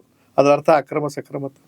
ಆ ಹಣ ಯಾರಿಗೆ ಕೊಡ್ತಾರೆ ಅಂತ ಅವ್ರಿಗೆ ಗೊತ್ತಿತ್ತು ಹೇಳಿ? ರೂಲಿಂಗ್ ಮಾಡೋರಿಗೆ ಕೊಡ್ತಾರ, ಯಾರಿಗೆ ಕೊಡ್ತಾರೆ?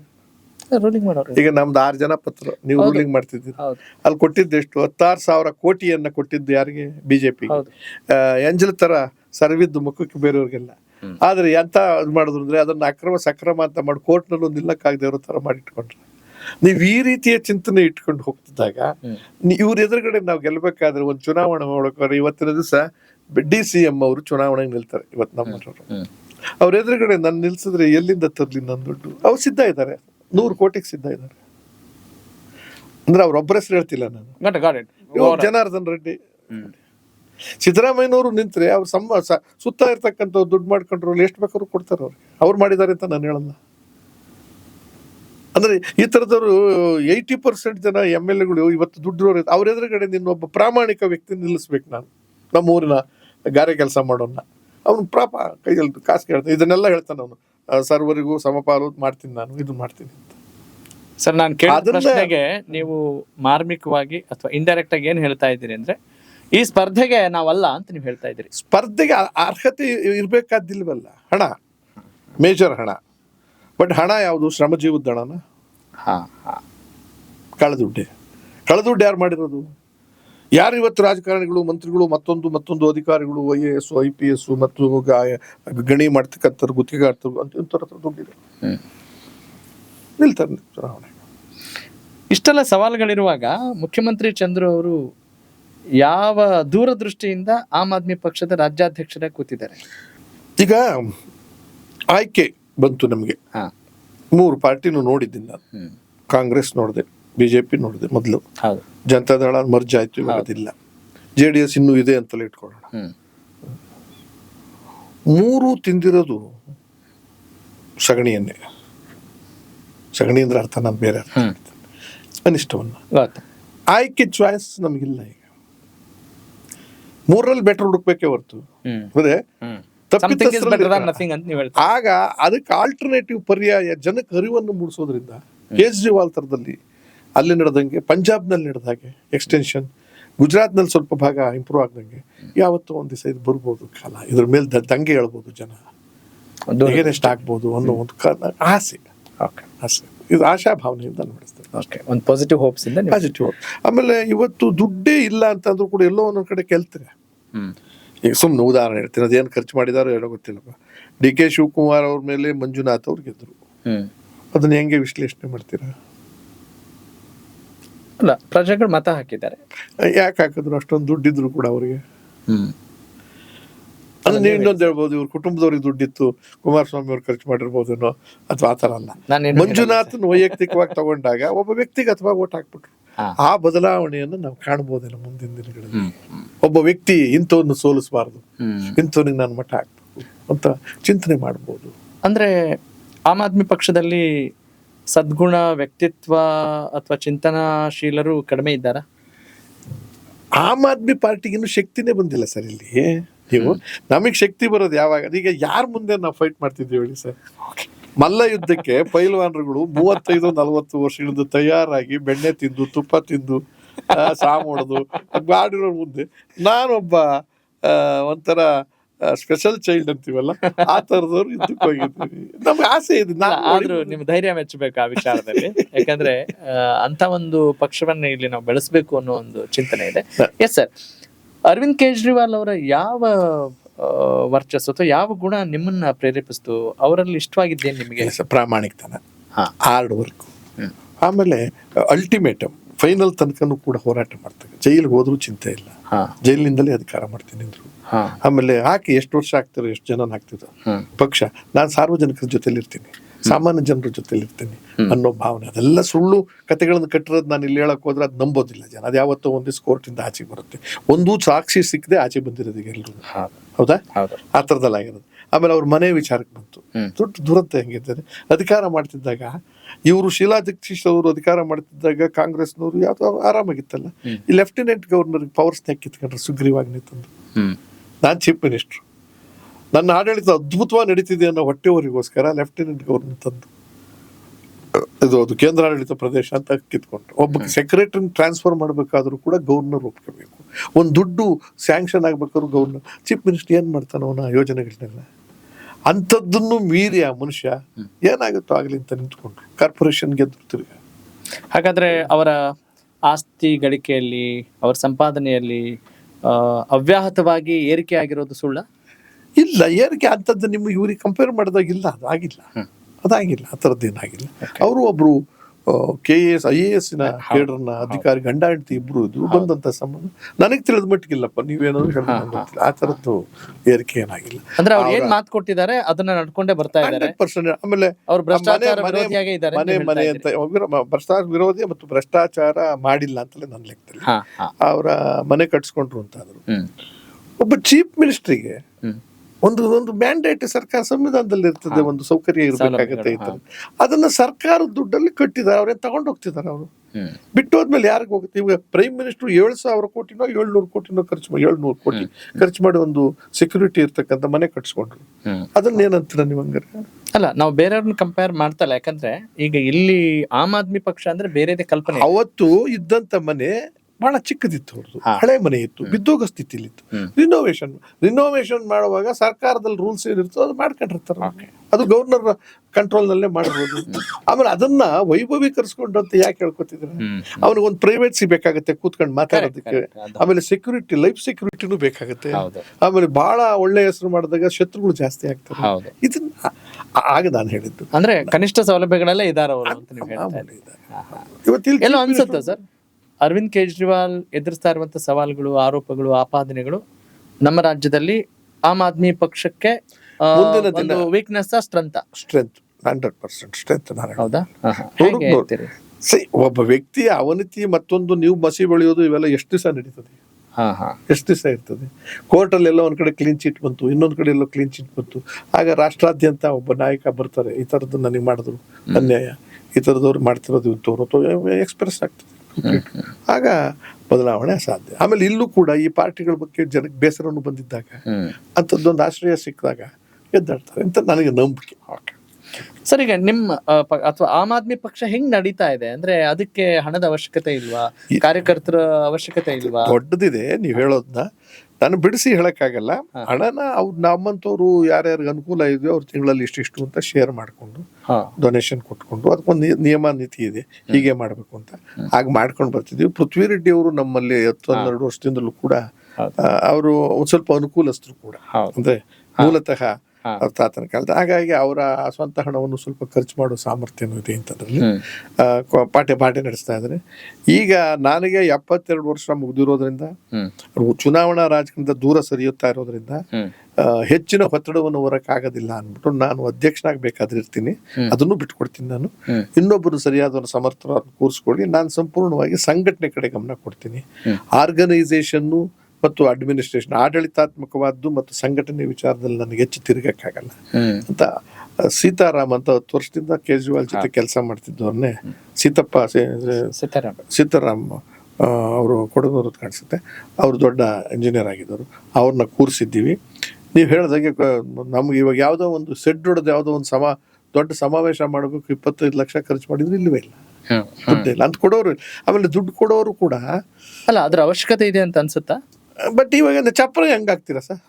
ಅಲ್ಲ ಅಂದ್ರೆ ಬೇಕಿಲ್ಲ, ಬಟ್ ಒಟ್ಟಿಗೆ ಜನಕ್ಕೆ ತಲುಪಿಸೋದು ಹೆಂಗ್? ನಾವು ಪಾಂಪ್ಲೆಟ್ಸ್ ಖರ್ಚು ಬೇಕಾದ್ರೂ ಎಷ್ಟು ಬೇಕಾಗತ್ತೆ?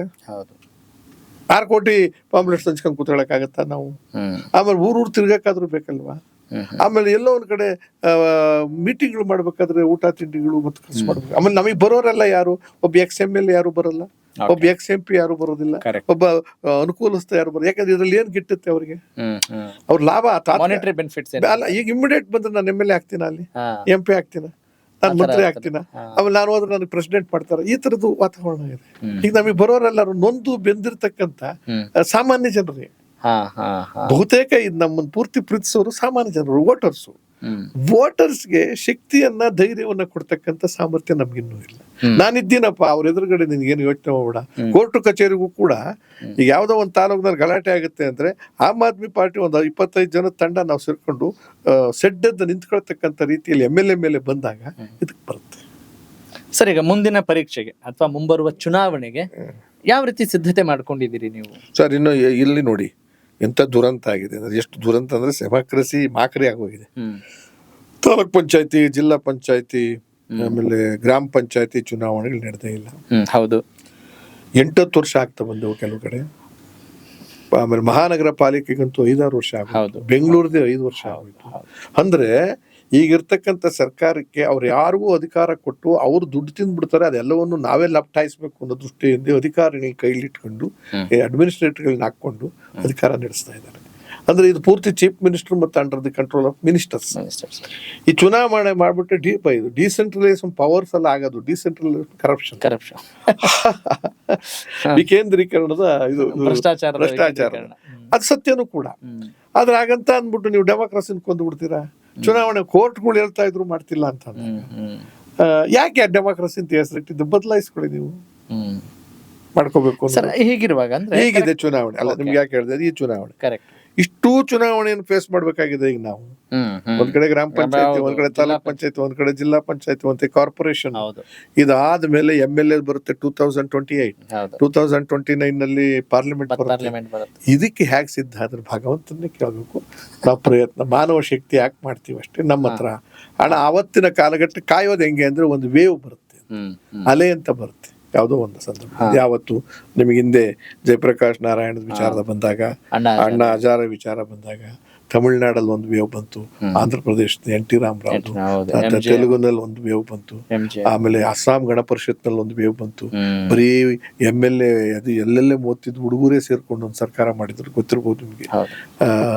ಅವ್ರೆಂಥದ್ದು ಹೆಸರಿದ ಚೀಫ್ ಮಿನಿಸ್ಟರ್ ಹೆಸರು, ಮದುವೆನೇ ಆಗಿರ್ಲಿಲ್ಲ ಅವ್ರಿಗಿನ್ನ. ನಾನು ಹೇಳ್ತಿರೋದು 86-87 ಟೈಮ್ನಲ್ಲಿ ಅಸ್ಸಾಂ ಗಣ ಪರಿಷತ್ ಅಂತ, ಪ್ರಫುಲ್ ಕುಮಾರ್ ಮಹಂತ ಅಂತ. ಈ ತರದವು ಸುಮಾರು ಕಡೆ ಹಾಕಿತ್ತಲ್ಲ, ಅದನ್ನೆಲ್ಲ ನೀವು ಉದಾಹರಣೆಗೆ ಆದರ್ಶವಾಗಿ ಇಟ್ಕೊಂಡಿದ್ದೀರಿ. ಅಂದ್ರೆ ಅದೇ ನಂಬಿಕೆ ನಿಮಗೆ? ಈಗ ನಮ್ಮ ದೀದಿ ಇದರಲ್ಲಿ ಪಶ್ಚಿಮ ಬಂಗಾಳ ಯಾರಾದ್ರೂ ಕಾಲಿಡಕ್ಕೆ ಸಾಧ್ಯ ಆಗಿದೆ, ಬೆಳೆಸ್ಕೊಂಡು ಬಂದಿದ್ದಾರೆ ಅವರು ಸಾಮಾನ್ಯ ಪಕ್ಷದ ರೀತಿಯಲ್ಲಿ ವರ್ತಿಸ್ತಾವ್ರು. ಇವತ್ತು ನೋಡ್ಕೊಂಡ್ ಬನ್ನಿ, ಗಲಾಟೆ ಆಗ್ತಿರೋದು ಇವ್ರು ಮಾಡ್ತಿರೋದು ಬೇರೆ. ಆ ಬಿಗಿ ಮುಷ್ಟಿ ಹೆಂಗಿದೆ ಅಂತ ಸೆಡ್ ಹೊಡೆದು ನಿಂತರು. 10 ವರ್ಷ ಪ್ರಧಾನಮಂತ್ರಿ ಆದ್ರೂ ಇವ್ರು ಅಳ್ಳಾಡ್ಸಕ್ಕಾಗ್ಲಿಲ್ಲ, ಅದರಿಂದ ಆಗಿದ್ದಂಥವ್ರಿಗೆ ಅಳ್ಳಾಡ್ಸಕ್ಕಾಗ್ಲಿಲ್ಲ. ಅಂದ್ರೆ ಆಮ್ ಆದ್ಮಿ ಪಕ್ಷ ವರ್ತಮಾನದಲ್ಲಿ ಇನ್ನೂ ಅಡಿಗೆ ಮಾಡ್ತಾ ಇದೆ, ಭವಿಷ್ಯತ್ ಕಾಲದಲ್ಲಿ ಊಟ ಮಾಡ್ಬೋದು. ಈಗ ಊಟಕ್ಕೆ ಸಿದ್ಧ ಇಲ್ಲ. ನಾವು ಈ ತಳಪಾಯದಿಂದ ಕಟ್ಟೋದಕ್ಕೆ ಪ್ರಯತ್ನ ಮಾಡ್ತೀವಿ. It takes time.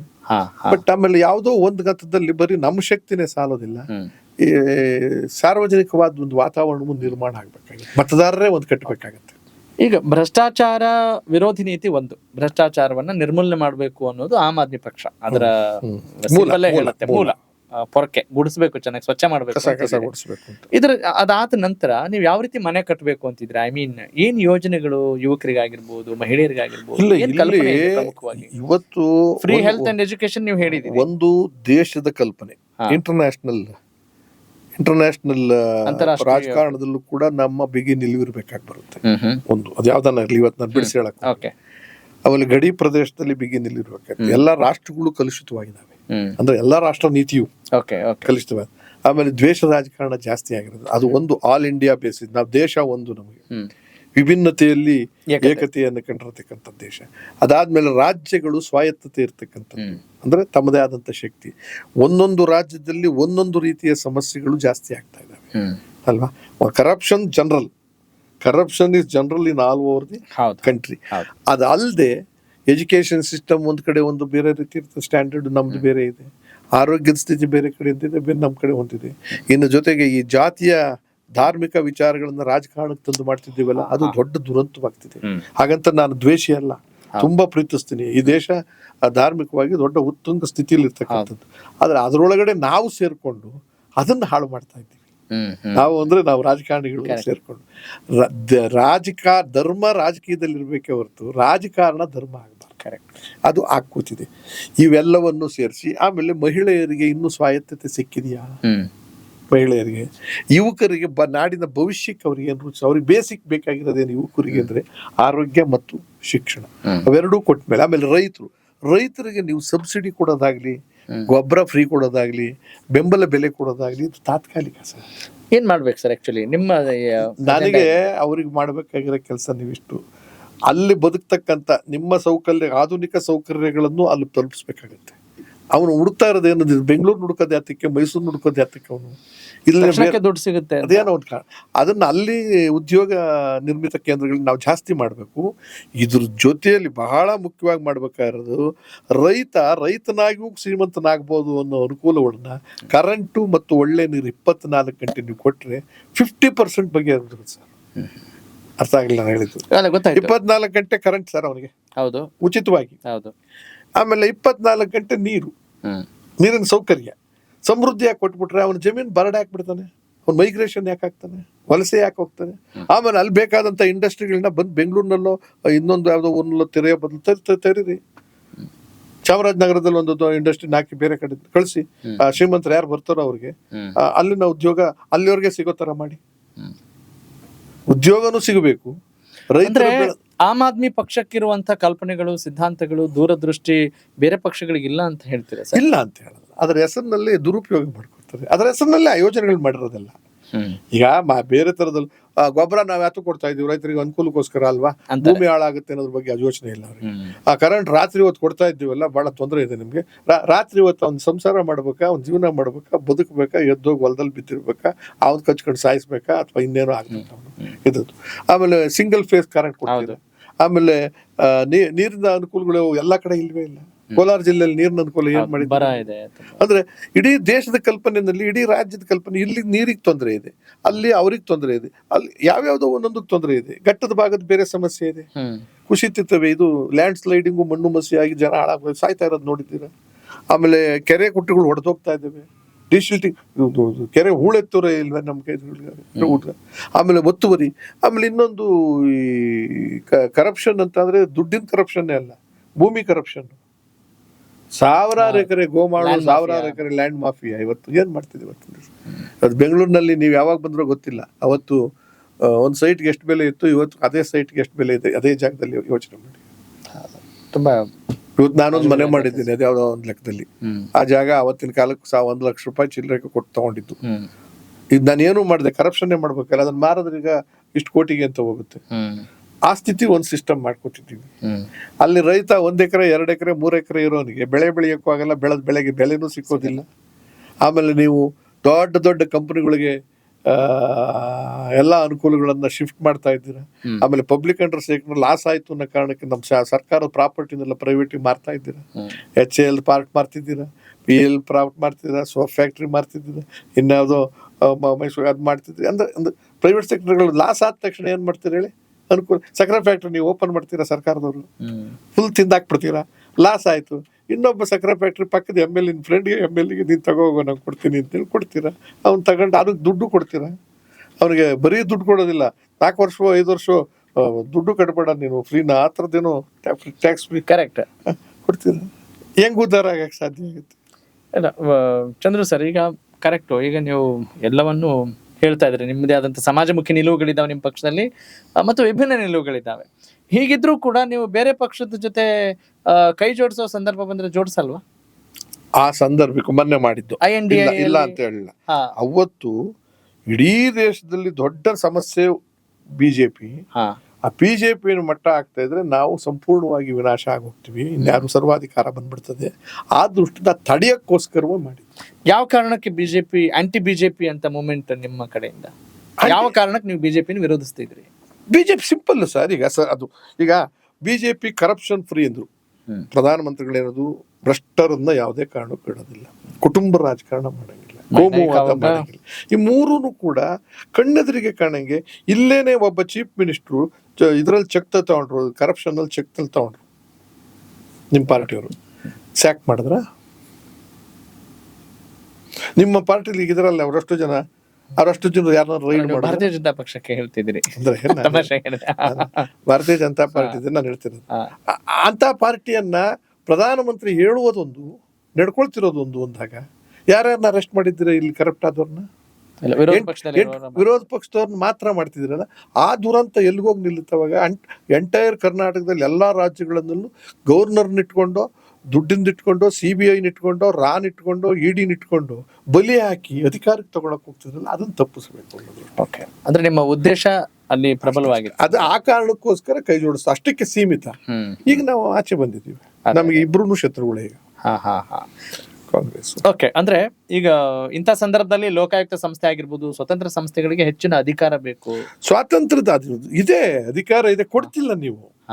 ಈಗ ನಿಮ್ಗೆ ED ಅದ್ರ ಕೆಲಸ ಏನು, RA ಕೆಲಸ ಏನು, CBI ಕೆಲಸ ಏನು, ಆಮೇಲೆ ಲೋಕಾಯುಕ್ತದ ಕೆಲಸ ಏನು? ಇದೇ ನೀವೇನೆ ಚೀಫ್ ಎಲೆಕ್ಷನ್ ಕಮಿಷನ್ ಆಯ್ಕೆ ಮಾಡಕ್ಕೋ ಮತ್ತೊಂದಕ್ಕೋ ಯಾರನ್ನ ಚೀಫ್ ಮಿನಿಸ್ಟರ್ ಯಾರನ್ನ ಆಯ್ಕೆ ಮಾಡೋದಕ್ಕೆ ಇದ್ದಂತ ಶಕ್ತಿ ಇರ್ತಿತ್ತು ವಿರೋಧ ಪಕ್ಷದ ನಾಯಕರು, ಪ್ರೈಮ್ ಮಿನಿಸ್ಟರ್ ಮತ್ತು ಲಾ ಮಿನಿಸ್ಟರ್ ಆಯ್ಕೆ ಮಾಡೋದಕ್ಕೆ. ಆ ಹಕ್ಕನ್ನ ಕಿತ್ಕೊಂಡು ಸುಗ್ರೀವಾಜ್ಞೆ ತಂದು ಪ್ರೈಮ್ ಮಿನಿಸ್ಟರ್ ಇವರು ಅವ್ರ ವಿರೋಧ ಪಕ್ಷದ ನಾಯಕರನ್ನ ಕಿತ್ತಾಕ್ಬಿಟ್ರಲ್ಲ, ಅದ್ರ ಉದ್ದೇಶ ಏನು?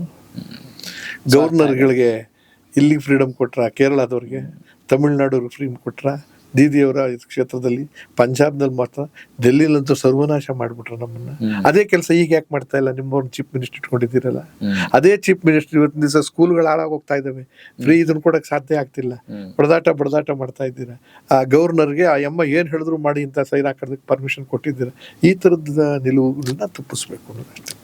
ಅಂದ್ರೆ ನಿಮಗೆ ಸ್ಪಷ್ಟತೆ ಇದೆ, ಎಲ್ಲೂ ನಾವು ಕಲಸು ಮೇಲೋಗ್ರ ಮಾಡ್ಕೊಂಡಿಲ್ಲ ಅಂತ ನೀವು ಸ್ಪಷ್ಟವಾಗಿ ಹೇಳ್ತಾ ಇದ್ದೀರಿ. ಕಷ್ಟ ಇದೆ, ಇಲ್ಲ ಅಂತ ಹೇಳ್ತಿಲ್ಲ. ನಗಬಹುದು, ನಗೋರಿಗೆ ನಗಪಾಟಿಲ್ ತರ ಕಾಣಿಸ್ಬೋದು ನಾವು.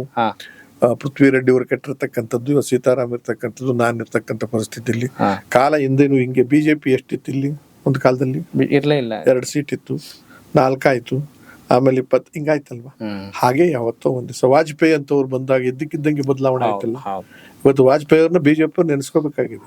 ಅಂತ ಮುತ್ಸದ್ದಿ ರಾಜಕಾರಣಿ ಇದ್ದಿದ್ರಿಂದ ಪಾರ್ಟಿ ಕಟ್ಟಿದ್ರ ಅದನ್ನ ಮಣ್ಣು ಮುಕ್ಕಿಸ್ಬಿಟ್ಟಿದ್ದೀರಾ ಇವತ್ತು.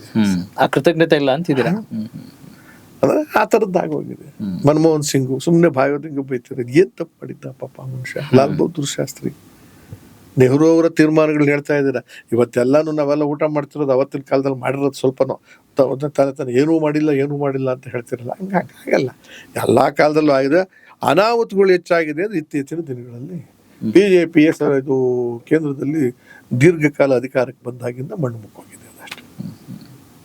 ಎಸ್ ಸರ್, ಅಂದ್ರೆ ರಾಜಕಾರಣದ ನಿಮ್ಮ ಒಂದು ನಿಷ್ಠಾವಂತ ಪ್ರೇಮ ಕೂಡ ಇದರಲ್ಲಿ ಕಾಣುತ್ತೆ. ಅದರ ಜೊತೆಗೆ ನಿಮ್ಮ ಕನ್ನಡ ಪ್ರೇಮವನ್ನು ನಾವು ಯಾವತ್ತೂ ಜ್ಞಾಪಿಸ್ಕೊಳ್ಬೇಕು. ಕನ್ನಡ ಅಭಿವೃದ್ಧಿ ಪ್ರಾಧಿಕಾರದ ಅಧ್ಯಕ್ಷರಾಗಿ 2 ಬಾರಿ ಆಯ್ಕೆ ಆಗಿದ್ರಿ. ಆ ಸಂದರ್ಭದಲ್ಲಿ ನೀವು ತಂತ್ರಾಂಶಗಳು, ಸಾಫ್ಟ್ವೇರ್ಗಳನ್ನೆಲ್ಲ ತುಂಬಾ ಡೆವಲಪ್ ಮಾಡ್ಲಿಕ್ಕೆ ಪ್ರಾಮುಖ್ಯತೆ ಕೊಟ್ರಿ. ಆ ಒಂದು ಅನುಭವವನ್ನ ಹಂಚ್ಕೊಳ್ಳೋದು ಒಂದು ಕನ್ನಡ ಈ ಸಿನಿಮಾ ದೇಶ ಆಗಲೇ ಹೇಳಿದ್ರೆ ಏಕತೆಯಲ್ಲಿ ವಿಭಿನ್ನತೆಯನ್ನು ಕಂಡಂತ ದೇಶ. ಹಾಗೆ ಸಂಸ್ಕೃತಿ, ಸಂಬಂಧ, ಬಾಂಧವ್ಯ, ಧಾರ್ಮಿಕ, ದೇವಸ್ಥಾನ ಇದು ಇವೆಲ್ಲವೂ ಕೂಡ ನಮ್ಮಲ್ಲಿ ಒಟ್ಟಿಗೆ ಹೋದಂಥ ವಿಚಾರದಲ್ಲಿ. ಹಾಗೆ ರಾಜ್ಯಗಳ ವಿಂಗಡಣೆಯೂ ಕೂಡ ಸರ್ವರಿಗೂ ಸಮಪಾಲು ಕೊಡೋಕ್ಕೋಸ್ಕರವಾಗಿ ಭಾಷೆಯ ಆಧಾರದ ಮೇಲೆ ವಿಂಗಡಣೆ ಮಾಡೋದು. ಹೌದು, ಯಾಕೆಂದ್ರೆ ಎಲ್ರಿಗೂ ಕೂಡ ಭಾಷೆ ಗೊತ್ತಿಲ್ದಾರಲ್ಲ. ಹಿಂದಿ ಮೆಜಾರಿಟಿ ಮಾತಾಡ್ತಕ್ಕಂಥ ಭಾಷೆ ಈ ದೇಶದಲ್ಲಿ. English is common international language. But ಒಂದೊಂದು ರಾಜ್ಯದಲ್ಲಿ ಒಂದೊಂದು ಭಾಷೆ ಇರ್ಬೇಕಾದ್ರೆ ಆ ಭಾಷೆನವರಿಗೆ ಯಾವುದೋ ಒಂದು ಹಿಂದಿಯನ್ನೋ ಒಂದು ಇಂಗ್ಲಿಷನ್ನೋ ಏರೋದ್ರಿಂದ ಸೌಲಭ್ಯಗಳು ಸಿಗದೆ ಇರತಕ್ಕಂಥದ್ದಿದೆ. ಆ ದೃಷ್ಟಿಯಿಂದ ಆಯಾ ರಾಜ್ಯಗಳು ಆಯಾ ಭಾಷೆಗಳನ್ನ ಆಡಳಿತ ಅಂತ ಭೌಗೋಳಿಕವಾಗಿ ತೀರ್ಮಾನ ಮಾಡೋದು ಒಂದು ಕಾಲದಲ್ಲಿ ಹೋರಾಟವಾಯ್ತು. ಅದಾದ್ಮೇಲೆ ನಾವು ಪ್ರಾಮುಖ್ಯತೆ ಯಾಕೆ ಕೊಡಬೇಕು ಅಂತಂದ್ರೆ ದೇಶ ಪ್ರೇಮ ಗ್ಯಾರಂಟಿ ಇರ್ತದೆ. ಅದ್ರ ರಾಜ್ಯಕ್ಕೆ ಬಂದಾಗ ರಾಜ್ಯದಲ್ಲಿ ಎಲ್ಲಿ ಬದುಕ್ತೀವೋ ಅದು ರಾಜ್ಯ ಪ್ರೇಮ ಇಟ್ಕೊಳ್ಳೇಬೇಕಾಗುತ್ತೆ. ರಾಜ್ಯ ಪ್ರೇಮ ಅಂತ ಅಂದ್ರೆ ರಾಜ್ಯ ಪ್ರೇಮ ಅಂದ್ರೆ ಮಾತೃಭಾಷೆ ಅಂತಲೂ ಹೇಳಲ್ಲ. ಈ ದೇಶದಲ್ಲಿ ಅದನ್ನು ಹೇಳಕ್ ಸಾಧ್ಯ ಇಲ್ಲ. ಮಾತೃಭಾಷೆ ಇಂಪಾರ್ಟೆಂಟ್ ಅಂದ್ರೆ ನನ್ನ ರಾಜ್ಯದಲ್ಲಿ 50 ಜನ ಮಾತೃಭಾಷೆ ಕರೀತಾರೆ. ಹೌದು. ಆದ್ರೆ ಮೂಲತಃ ರಾಜ್ಯದ ವಿಂಗಡಣೆ ಬಹುಜನ ಮಾತನಾಡ್ತಕ್ಕಂಥ ಭಾಷಿಕರು ಪ್ರಾಥಮಿಕ ಮಾತೃಭಾಷೆ ಯಾವುದು ಕನ್ನಡ, ಅದರಿಂದ ಅದು ರಾಜ್ಯ ಭಾಷೆ ಅಂತ ಅಂದ್ರೆ ಈಗ ನಾವು ಒಟ್ಟು ರಾಜ್ಯಗಳಲ್ಲಿ ರಾಜ್ಯ ಭಾಷೆ ಯಾವುದು ಅಂತ ಗಮನಿಸ್ಬೇಕಾಗಿದೆ. ರಾಜ್ಯ ಭಾಷೆ ಇಲ್ಲಿ ಕನ್ನಡ. ಸಿಸ್ಟರ್ ಕನ್ಸರ್ನ್ಸ್ ಅಂತ ಇದಾವೆ, ತುಳು, ತೆಲುಗು, ಬ್ಯಾರಿ, ಕೊಂಕಣಿ. ಅದ್ರ ಜೊತೆ ಒಳಗಡೆ ನಾನಾ ಕಾರಣಕ್ಕೆ ವಲಸೆ ಬಂದು ಮತ್ತೊಂದು ಈ ದೇಶ ಎಲ್ಲಿ ಬೇಕಾದ್ರೂ ಸ್ವತಂತ್ರವಾಗಿ ಬದುಕಬೇಕಾದ್ರಿಂದ ಮರಾಠಿ ಮಾತಾಡೋರಿದ್ದಾರೆ, ಗುಜರಾತಿ ಮಾತಾಡೋರಿದ್ದಾರೆ, ಪರ್ಷಿಯನ್ ಮಾತಾಡೋರು ಇದ್ದಾರೆ, ಉರ್ದು ಮಾತಾಡೋರಿದ್ದಾರೆ. ಅವ್ರು ಯಾರು ನಮ್ಮವರಲ್ಲ ಅಂತ ಹೇಳಕ್ಕಾಗಲ್ಲ. ಆದ್ರೆ ಅವ್ರೆಲ್ಲರಿಗೂ ಹೇಳಿದ್ರೆ ಇಲ್ಲಿ ಇದ್ದ ಮೇಲೆ ಇಲ್ಲಿನ ಭಾಷೆಗೆ ಪ್ರಾಮುಖ್ಯತೆ ಕೊಡಿ, ನನ್ನ ವ್ಯವಹಾರಕ್ಕೆ. ಅದಾದ್ಮೇಲೆ ನಿಮ್ಮ ಭಾಷೆಗೆ ನಿಮ್ಗೆ ಎಷ್ಟು ಗೌರವ ಕೊಡ್ಬೇಕು ಅದನ್ನ ನಾವು ಕೊಡ್ಬೇಕು. ನಿಮ್ಮ ಮಕ್ಕಳನ್ನ ಓದಿಸ್ಲೇಬೇಕು ಅಂತಂದ್ರೆ ಆ ಭಾಷೆಯಲ್ಲಿ ಓದಿಸೋದಕ್ಕೆ ನಾವು ಅನುಕೂಲ ಮಾಡ್ಕೊಡ್ಬೇಕು. ಇದೇ ಕಾನ್ಸ್ಟಿಟ್ಯೂಷನ್ ಅಲ್ಲಿ ಏನಿದೆ ಅಂದ್ರೆ 15 ವರ್ಷಗಳ ಕಾಲ ನೀವು ಇಂಗ್ಲಿಷ್ ಅನ್ನ ಉಪಯೋಗಿಸ್ಕೊಳ್ಳಿ. ಅದಾದ್ಮೇಲೆ ನಿಮ್ಮ ರಾಜ್ಯಕ್ಕೆ ಅನುಕೂಲವಾದಂತಹ ರೀತಿಯಲ್ಲಿ ಭಾಷೆಯನ್ನು ಮಾಡ್ಕೊಳ್ಳಿ. ಆಮೇಲೆ ನೀವು ಕಲಿಸುವಾಗ 15% ಜಾಸ್ತಿ ಜನ ಯಾರಿದಾರೋ ಬೇರೆ ಭಾಷಿಕರು ಅವರ ಭಾಷೆಯನ್ನು ಉಳಿಸೋದಕ್ಕೆ ಪ್ರಯತ್ನ ಪಡಿ ಅಂತ. ಸೊ ನಮ್ಮ ಉದ್ದೇಶ ಅದೇ. ಈಗ ಗಡಿ ಭಾಗದಲ್ಲಿ ಮರಾಠಿಗರು ಜಾಸ್ತಿ ಇದ್ದಾಗ ಕನ್ನಡ ಶಾಲೆ ತೆಗೆದು ಏನ್ ಮಾಡಲಿಲ್ಲ ನಾನು, ಮರಾಠಿ ಶಾಲೆ ತೆಗೆದು ಅವ್ರಿಗೆ ಕಂಪಲ್ಸರಿ ಕನ್ನಡ ಕಲೀರಿ ಅಂತ ಹೇಳ್ತೀನಿ. You are living in Karnataka, ಈ ನೀರು ಕುಡಿತಿದ್ದೀರಾ, ಈ ಕರೆಂಟ್ ಇದನ್ನೆಲ್ಲ ತಗೋತಿದ್ರು, ಅದು ಮಾಡಿ. ಹಾಗೇನೆ ತೆಲುಗು ಬೆಲ್ಟ್ ನಲ್ಲಿ ಇರ್ತಕ್ಕಂಥ ನಮ್ಮವರು ಆ ಕಡೆ ಇದ್ದಾರೆ, ಇವಾಗ ಕಾಸರಗೋಡಿನಲ್ಲಿದ್ದಾರೆ, ಕೃಷ್ಣಾದ ಡಿಸ್ಟ್ರಿಕ್ಟ್ ನಲ್ಲಿದ್ದಾರೆ, ಹೊಸೂರಿನಲ್ಲಿದ್ದಾರೆ. ಆ ಕನ್ನಡಿಗರು ಕನ್ನಡ ಶಾಲೆಗಳು ತೆಗೀರಿ, ಕಲಿಸಿ ಅವ್ರಿಗೂ ನಿಮ್ಮ ಭಾಷೆಯನ್ನ. ಅಲ್ಲಿರ್ಬೇಕು, ಮಾತ್ರ ಕಲೀಲೇಬೇಕು ನೀವು. ಅಲ್ಲ, ಅದಕ್ಕೆ ಏನಾದ್ರೂ ಒಂದು ವ್ಯವಸ್ಥೆ ಅಂತ ಇದೆಯಾ ಅಥವಾ ಸುಮ್ಮನೆ ಒಂದು ಭಾವನೆ? ಕರೆಕ್ಟ್, ಎಲ್ರಿಗೂ ಇರ್ಬೇಕದು, ಅದಕ್ಕೊಂದು ಬೇಕಲ್ಲ. ಕಲ್ಚರ್ ಡಿಪಾರ್ಟ್ಮೆಂಟ್ ಅಂತ ಒಂದು ಕನ್ನಡ ಲ್ಯಾಂಗ್ವೇಜ್ ಡಿಪಾರ್ಟ್ಮೆಂಟ್ ಅಂತಲೇ ಮಾಡಿರ್ತಾರೆ. ಹೌದು. ಆಮೇಲೆ ಗಡಿ ಅಭಿವೃದ್ಧಿಗಳು ಅಂತ ಮಾಡಿರ್ತಾರೆ. ಕಾಲಕ್ಕೆ ಹೆಂಗ್ ಬೇಕು. ರಾಜಕಾರಣದ ಅನುಕೂಲಕ್ಕೋಸ್ಕರ ಇವರು ಅನುಷ್ಠಾನ ತರೋದ್ರಲ್ಲಿ ರಾಜಕಾರಣಿಗಳೇ ಇಂಪಾರ್ಟೆಂಟ್. ಆದ್ರಿಂದ ಅಲ್ಲಿ ಅವ್ರಿಗೆ ಹೆಂಗ್ ಬೇಕು ಹಂಗ ಮತ ಬರೋದಿಲ್ಲ. ಈಗ ಮರಾಠಿ ಹೆಚ್ಚಿಗೆ ಮಾತಾಡೋ ಜನಗಳ ಹತ್ರ ಕನ್ನಡದ್ದೇ ಹೋರಾಟ ಅಂತ ನಾನು ಮಾಡಿ ಕನ್ನಡದ್ದೇ ಒತ್ತಾಯ ಮಾಡಿದ್ರೆ ಅವ್ರು ಪೂರ್ತಿ ಮರಾಠಿಗರು ಯಾರನ್ನ ಗೆಲ್ಸ್ಕೊಂಡ್ಬಿಡ್ತಾರೆ. ಅದರಿಂದ ನಮ್ಮ ಓಟ್ ಬರ್ಲಿ ಅಂತ ಅವರು. ಈ ತರದ್ದು ನಮ್ಮ ರಾಜ್ಯಕ್ಕೆ ಇದೊಂದು ದುರಂತ. ಯಾಕಂದ್ರೆ ನಮ್ಮ ರಾಜ್ಯ ಸುತ್ತ ನೀರ್ಗೀರ್ ಏನಿಲ್ಲ. ಬೇರೆ ರಾಜ್ಯಕ್ಕೆ ಇಷ್ಟೊಂದು ಗಡಿಗಳಿಲ್ಲ. ನಮಗೆ 5-6 ಭಾಷೆ ಆ ಗಡಿಗಳು ಬಂದ್ಬಿಡ್ತವೆ. ಬೇರೆ ಭಾಷೆಯವ್ರಿಗೆ 1-2 ಬರ್ತವೆ. ಸೊ ಅಷ್ಟೊಂದು ಕಷ್ಟ ಇಲ್ಲ. ಇಲ್ಲಿ ಅವರೆಲ್ಲರೂ ಒಂದಾದಾಗ ಏನಾಗುತ್ತೆ, 30ರಲ್ಲಿ 15-16 ಜಿಲ್ಲೆಗಳು ಅವೇ ಆಗ್ಬಿಡ್ತವೆ. ಆ ಜಿಲ್ಲೆಯವರು ಎಂ.ಎಲ್.ಎಗಳಲ್ಲಿ ಬಾಯಿನಲ್ಲಿ ಮಾತ್ರ ಹೇಳ್ತಾರೆ, ಅಲ್ಲಿ ಮಾಡುವಾಗ ಅದನ್ನ ಅನುಷ್ಠಾನ ಮಾಡಲ್ಲ. ಇದೆಲ್ಲ ಕೊರತೆಗಳಿದ್ದಾವೆ. ಆದ್ರೂ ನಾನು ರಾಜ್ಯದಲ್ಲಿ ಗಡಿಯಲ್ಲಿ, ಮದರಸಾಗಳಲ್ಲಿ, ಕ್ರಿಶ್ಚಿಯನ್ ಮಿಷನರೀಸ್ ನಲ್ಲಿ, ಗಡಿಯ ಹೊರಭಾಗದಲ್ಲಿ, ಹೊರದೇಶದಲ್ಲಿ ಯಾರು ಕನ್ನಡಿಗರಿದ್ದಾರೆ ಅವರೆಲ್ಲಾ ಕಡೆನೂ ಕೂಡ ಕನ್ನಡ ಕಲಿಕಾ ಕೇಂದ್ರಗಳನ್ನು ಓಪನ್ ಮಾಡೋ ತರದಲ್ಲಿ ದೊಡ್ಡ ಕ್ರಾಂತಿಯನ್ನೇ ಮಾಡಿದೆ. ಆಮೇಲೆ ಹೊರರಾಜ್ಯದಲ್ಲಿ ಇರ್ತಕ್ಕಂಥ ಯೂನಿವರ್ಸಿಟಿಗಳಲ್ಲಿ ಪೀಠಗಳನ್ನ ನಮ್ಮವ್ರು ಓಪನ್ ಮಾಡೋದಕ್ಕೆ ಅವಕಾಶ ಇರ್ತದೆ. ಅವ್ರು ನಮ್ಮಲ್ಲಿ ಮಾಡೋದಿದೆ. ಅಲ್ಲಿ ವಿದ್ಯಾರ್ಥಿಗಳು ಹೋಗದೆ ಇರ್ತಕ್ಕಂಥ ಪರಿಸ್ಥಿತಿ ಇತ್ತು ಒಂದು ಕಾಲದಲ್ಲಿ. ಹೋಗೋದಿಲ್ಲ ಅಂತ ಅಂದ್ರೆ ದುಡ್ಡಿನ ಖರ್ಚು. ಆ ಸರ್ಕಾರ ರೆಡಿ ಮಾಡಿದ್ದಾರೆ, ಪೀಠ ಕೊಟ್ಟಿದ್ದಾರೆ, ಮೇಸ್ಟ್ರು ಕೊಟ್ಟಿರ್ತಾರೆ, ಎಲ್ಲ ಕೊಟ್ಟಿರ್ತಾರೆ. ಫೀಸು ಎಲ್ಲ ಕಟ್ಟಬೇಕಲ್ಲ, ಊಟ ತಿಂಡಿ. ಅದಕ್ಕೆ ಅವರಿಗೆ ತಿಂಗಳಿಗೆ 2,000 ರೂಪಾಯಿ ಕೊಡೋ ತರದಲ್ಲಿ 20 ತಿಂಗಳು ಅದನ್ನು 7 ಯೂನಿವರ್ಸಿಟಿಗೆ ಮಾಡಿ ನಾನು. ನಿಮ್ ಗುಲ್ಬರ್ಗ, ಉತ್ತರ ಕರ್ನಾಟಕದಲ್ಲಿ ಎಷ್ಟೋ ಜನ ಅಲ್ಲಿ ಓದೋದಕ್ಕೆ ಅಂದ್ರೆ ಅವ್ರ ಕೈಗೆ ನೇರವಾಗಿ ದುಡ್ಡು ಹೋಗೋ ತರ ಮಾಡಿ ಆ ಹಾಸ್ಟೆಲ್ ಫೀಸು ಇದೆಲ್ಲ ಕೊಡೋ ತರ ಮಾಡಿದ್ದೆ. ಆಮೇಲೆ ಯಾರು ಕನ್ನಡದಲ್ಲಿ ಹೆಚ್ಚು ಅಂಕ ಗಳಿಸ್ತಾರ, ಹೈಯೆಸ್ಟ್ ಯೂನಿವರ್ಸಿಟಿಗಳಲ್ಲಿ ಅವ್ರಿಗೆ 20,000, 40,000 ಹಣದ ಪ್ರೋತ್ಸಾಹಧನ. ಇಲ್ಲಿ ತಾಲೂಕುಗಳಲ್ಲಿ ಯಾರು ಕನ್ನಡ ಮೀಡಿಯಂನಲ್ಲಿ ಓದ್ತಾರೋ ಅವ್ರಿಗೆ ಪ್ರೋತ್ಸಾಹ ಕೊಡಬೇಕು ಅಂತ ಅವ್ರಿಗೆ 10,000 ರೂಪಾಯಿ 8,000 ರೂಪಾಯಿ ಆ ಕಾಲದಲ್ಲಿ ಅದನ್ನ ಇಂಟ್ರೊಡ್ಯೂಸ್ ಮಾಡಿದೆ. ಕೋರ್ಟ್ನಲ್ಲಿ ಜಡ್ಜ್ಗಳು ಮಾತು ಕೇಳಲ್ಲ ಅಂದ್ಬಿಟ್ಟು ಅವ್ರಿಗೊಂದು ಆಸೆ ತೋರಿಸಿ, ಅಂದ್ರೆ ಯಾರು ಸಂಪೂರ್ಣ ತೀರ್ಪು ಕನ್ನಡದಲ್ಲೇ ಕೊಡ್ತಾರೋ ಅವ್ರಿಗೆ ಸನ್ಮಾನಿಸ್ತೀವಿ ಅಂತ ಹೇಳಿ ವರ್ಷಕ್ಕೆ 50 ಜನಕ್ಕೆ ಮಾಡಿ ನನ್ನ ಪೀರಿಯಡ್ನೆಲ್ಲ 300 ಜನ ಜಡ್ಜ್ಗಳಿಗೆ ಕೊಟ್ಟು ಅವರೆಲ್ಲ ಬರೆದ್ರು. ಇವತ್ತೆಲ್ಲ ಒಂದ್ ಕಡೆ ಸುಪ್ರೀಂ ಕೋರ್ಟೇ ಆದೇಶ ಮಾಡಿದೆ. ಈಗ ಹೈಕೋರ್ಟ್ಗಳಲ್ಲಿ ಅವರವ್ರ ಭಾಷೆ ಅವ್ರು ಮಾಡ್ಕೊಳ್ಳೋದು ನಮ್ದು ಅಭ್ಯಂತರ ಇಲ್ಲ, ಅಮಿಕಬಲ್ ಆಗಿ ಮಾಡ್ಕೊಳ್ಳಿ. ಜಡ್ಜ್ಗಳು ಬೇರೆಯವ್ರು ಇದ್ದಾಗ ಅದನ್ನ ನೋಡ್ಕೊಂಡು ನೀವು ಇಂಗ್ಲಿಷ್ ಮಾಡ್ಕೊಳ್ಳಿ, ಬಟ್ ನಿಮ್ ಭಾಷೆಯಲ್ಲಿ ಮಾಡೋದಕ್ಕೆ ನಮ್ಮ ಅಭ್ಯಂತರ ಇಲ್ಲ. ವಾದ ಪ್ರತಿವಾದ ಎಲ್ಲಾನು ಮಾಡಿ ಕಳ್ಸಿಕೊಟ್ಟಿದ್ದಾರೆ. ಎಷ್ಟೋ ಜನ ಶುರು ಮಾಡಿದ್ದಾರೆ. ಇದೆಲ್ಲ ಅವತ್ತಿನ ಕಾಲದಲ್ಲಿ ನಾನು ಇಂಟ್ರೊಡ್ಯೂಸ್ ಮಾಡಿದ್ದು. ಆಮೇಲೆ ಜಾಥಾ ಮಾಡಿಸ್ತೆ ಒಂದ್ಸಲ ಜಾಗೃತಿ ಮೂಡಿಸೋದಕ್ಕೆ. ಇದಲ್ಲದೆ ಕನ್ನಡ ಭವನಗಳನ್ನ ಕಳಿಸ್ತೆ ಗಡಿನಲ್ಲಿ 25-30 ಒಂದು ಕೇಂದ್ರ ಅಂತ, ಶಕ್ತಿ ಕೇಂದ್ರ ಅಂತ ಇರ್ಲಿ, ನೀವು ಅಲ್ಲಿ ಕೂತ್ಕೊಂಡು ಬಾವುಟ ಆರಿಸಿ, ಬೇರೆ ಭಾಷೆಯವ್ರು ಬಂದು ಬಾವುಟ ಆರಿಸೋದಕ್ಕೆ ಬಿಡ್ದಂಗೆ ನೀವು ಆರಿಸಿ ಅಂತ ಕಟ್ಸ್ಕೊಟ್ಟೆ. ಅವೆಲ್ಲ ಮುಂದುವರ್ಸ್ಕೊಂಡು ಹೋಗ್ಬೇಕು, ಮಾಡ್ತಿದಾರೆ ಇಲ್ವೋ ಗೊತ್ತಿಲ್ಲ. ಸರ್, ಆಕ್ಚುಲಿ ನಮ್ಮ ಕನ್ನಡ ಬಾವುಟಕ್ಕೆ ನಮ್ದೇ ಆದಂತ ಒಂದು ಹೆಮ್ಮೆ ಇದೆ, ಅಸ್ಮಿತೆ ಇದೆ. ಅದಕ್ಕೆ ಧಾರ್ಮಿಕತೆ ಕೂಡ ಸೇರ್ಕೊಳ್ಳುತ್ತೆ. ಅದಕ್ಕೆ ಅರಿಶಿನ, ಕುಂಕುಮ ಅಲ್ವಾ, ದೇವರು ಪೂಜ್ಯ ಭಾವನೆಯಿಂದ ಮಾಡ್ತೀವಿ. ತಾವ್ ಹೇಗ್ ನೋಡ್ತೀರಿ ಇದನ್ನ? ಇಲ್ಲ, ನಾನು ಪ್ರತಿ ರಾಜ್ಯಕ್ಕೂ ಒಂದು ಬಾವುಟ ಅಮೆರಿಕದ ಸ್ಟೈಲ್ ನಲ್ಲಿ ಇರ್ಬೇಕು. ಅಮೆರಿಕದಲ್ಲಿ ನ್ಯಾಷನಲ್ ಬಾವುಟ ಬೇರೆ, ಅವ್ರವ್ರ ಸ್ಟೇಟ್ಗೆ 50 ಸ್ಟೇಟ್ ಅವ್ರದ್ದು. ಅದೇ ತರದಲ್ಲಿ ಸ್ಟೇಟ್ ನಲ್ಲಿ ಗಲಾಟೆನೇ ಇಲ್ಲ. ಆದ್ರೆ ಇಲ್ಲಿ 2 ಸಿಂಪಲ್ ಇದೆ. ಇಂಡಿಪೆಂಡೆನ್ಸ್ ಡೇ, ರಿಪಬ್ಲಿಕ್ ಡೇ ಅಂತ ರಾಷ್ಟ್ರದ ಒಂದು ದಿನಗಳಿದಾವೆ. ಆ ದಿನ ಯಾವುದೇ ಬಾಟ ಇಂಪಾರ್ಟೆಂಟ್ ಆಗಬಾರ್ದು. ಅವತ್ತು ನ್ಯಾಷನಲ್ ರಾಷ್ಟ್ರಧ್ವಜವೇ. ಬಟ್ ರಾಷ್ಟ್ರಧ್ವಜ ಎಲ್ಲೆಲ್ಲಿ ಆರಿಸ್ತೀವೋ ಅಲ್ಲಿ ಯಾವುದೇ ಭಾಷೆ ಇನ್ಯಾವುದನ್ನ ಅವ್ರವ್ರು ಬಾರಿಸೋದು ಅದಕ್ಕಿಂತ ಕಡಿಮೆ ಇರಬೇಕು. ಕರ್ನಾಟಕದಲ್ಲಿ ನವೆಂಬರ್ನಲ್ಲಿ ಆರಿಸೋ ಬಾವುಟ ರಾಷ್ಟ್ರ ಭಾಷೆ ಇದಕ್ಕಿಂತ ಎತ್ತರ ಇರೋದು ಬೇಕಾಗಿಲ್ಲ. ಆದ್ರೆ ನವೆಂಬರ್ 1ನೇ ತಾರೀಕು ನಮ್ ದಿನ ಅಂದಾಗ ಅದು ಆರಿಸೋದಕ್ಕೆ ಅವಕಾಶ ಕೊಡ್ಬೇಕು. ಅದು ಭಾಗ ಮಾಡ್ದಂಗಲ್ಲ, ಅದು ನನ್ನನ್ನು ಐಡೆಂಟಿಫೈ ಮಾಡ್ಕೊಂಡಂಗೆ. ಅದೇ ತರ ತಮಿಳ್ನಾಡಲ್ಲಿ ಮಾಡ್ಕೊಂಡ್ರೆ ಅದನ್ನ ಕೊಡಿ ಅಂತ ನಾನು ಕೇಳ್ತಿರೋದು. ಆಮೇಲೆ ಅದನ್ನ ಆರಿಸೋದಿಕ್ಕೆ ನವೆಂಬರ್ 1ನೇ ತಾರೀಕು ಫಿಕ್ಸ್ ಮಾಡಿದ ದಿವಸ ಅದೇ ಫಿಕ್ಸ್ ಆಗ್ಬೇಕು. ಸಿಕ್ಕಿದ ಕಡೆ ಎಲ್ಲ ಆರ್ಸೋದ್ ಅಗತ್ಯ ಇಲ್ಲ. ಅವತ್ತಿನ ದಿವಸ ನಮ್ ಡೇ ಮಾಡಿ ರಜಾ ಕೊಡ್ತಿರೋ ಬಿಡ್ತಿರೋ ಅದು 2ನೇ ಭಾಗ. ಪರ್ಮಿಷನ್ ಬೇಕು ರಾಷ್ಟ್ರ ಮಟ್ಟದಲ್ಲಿ, ತೀರ್ಮಾನ ಆಗ್ಬೇಕು. ಆಮೇಲೆ ಇದ್ರೇನಂತೆ 30 ರಾಜ್ಯಗಳಲ್ಲಿ ಒಂದೊಂದು ಬಾವುಟ ಇರ್ಲಿ ಬಿಡಿ. ಯುನೈಟೆಡ್ ಸ್ಟೇಟ್ಸ್ ಹೇಳಿದ್ದಾದ್ಮೇಲೆ ಒಕ್ಕೂಟ ಅಂತ ಹೇಳಿದ್ಮೇಲೆ ಒಕ್ಕೂಟ ತಾನೇ ಒಕ್ಕೂಟ. ನಾನೊಂದು ಗಾಂಧಿ, ನಾನೊಂದು ಟವಲ್ ಹಾಕೊಂಬರ್ತೀನಿ, ನೀನೊಂದು ಈ ತರದ್ದೇನೋ ಒಂದು ಇರ್ತದೆ. ಕಲ್ಚರ್ ಬೇಕಲ್ಲ. ಇನ್ನೂ ಮುಂದುವರೆದು ನಾನು ಹೇಳಿದೆ, ಬ್ರಿಟಿಷ್ ಕಲ್ಚರ್ನ ಯಾಕೆ ಇನ್ನೂ ಇಟ್ಕೊಂಡಿದ್ದೀವಿ ಕೋರ್ಟ್ಗಳಲ್ಲಿ? ಯಾವ ತರ ಸರ್?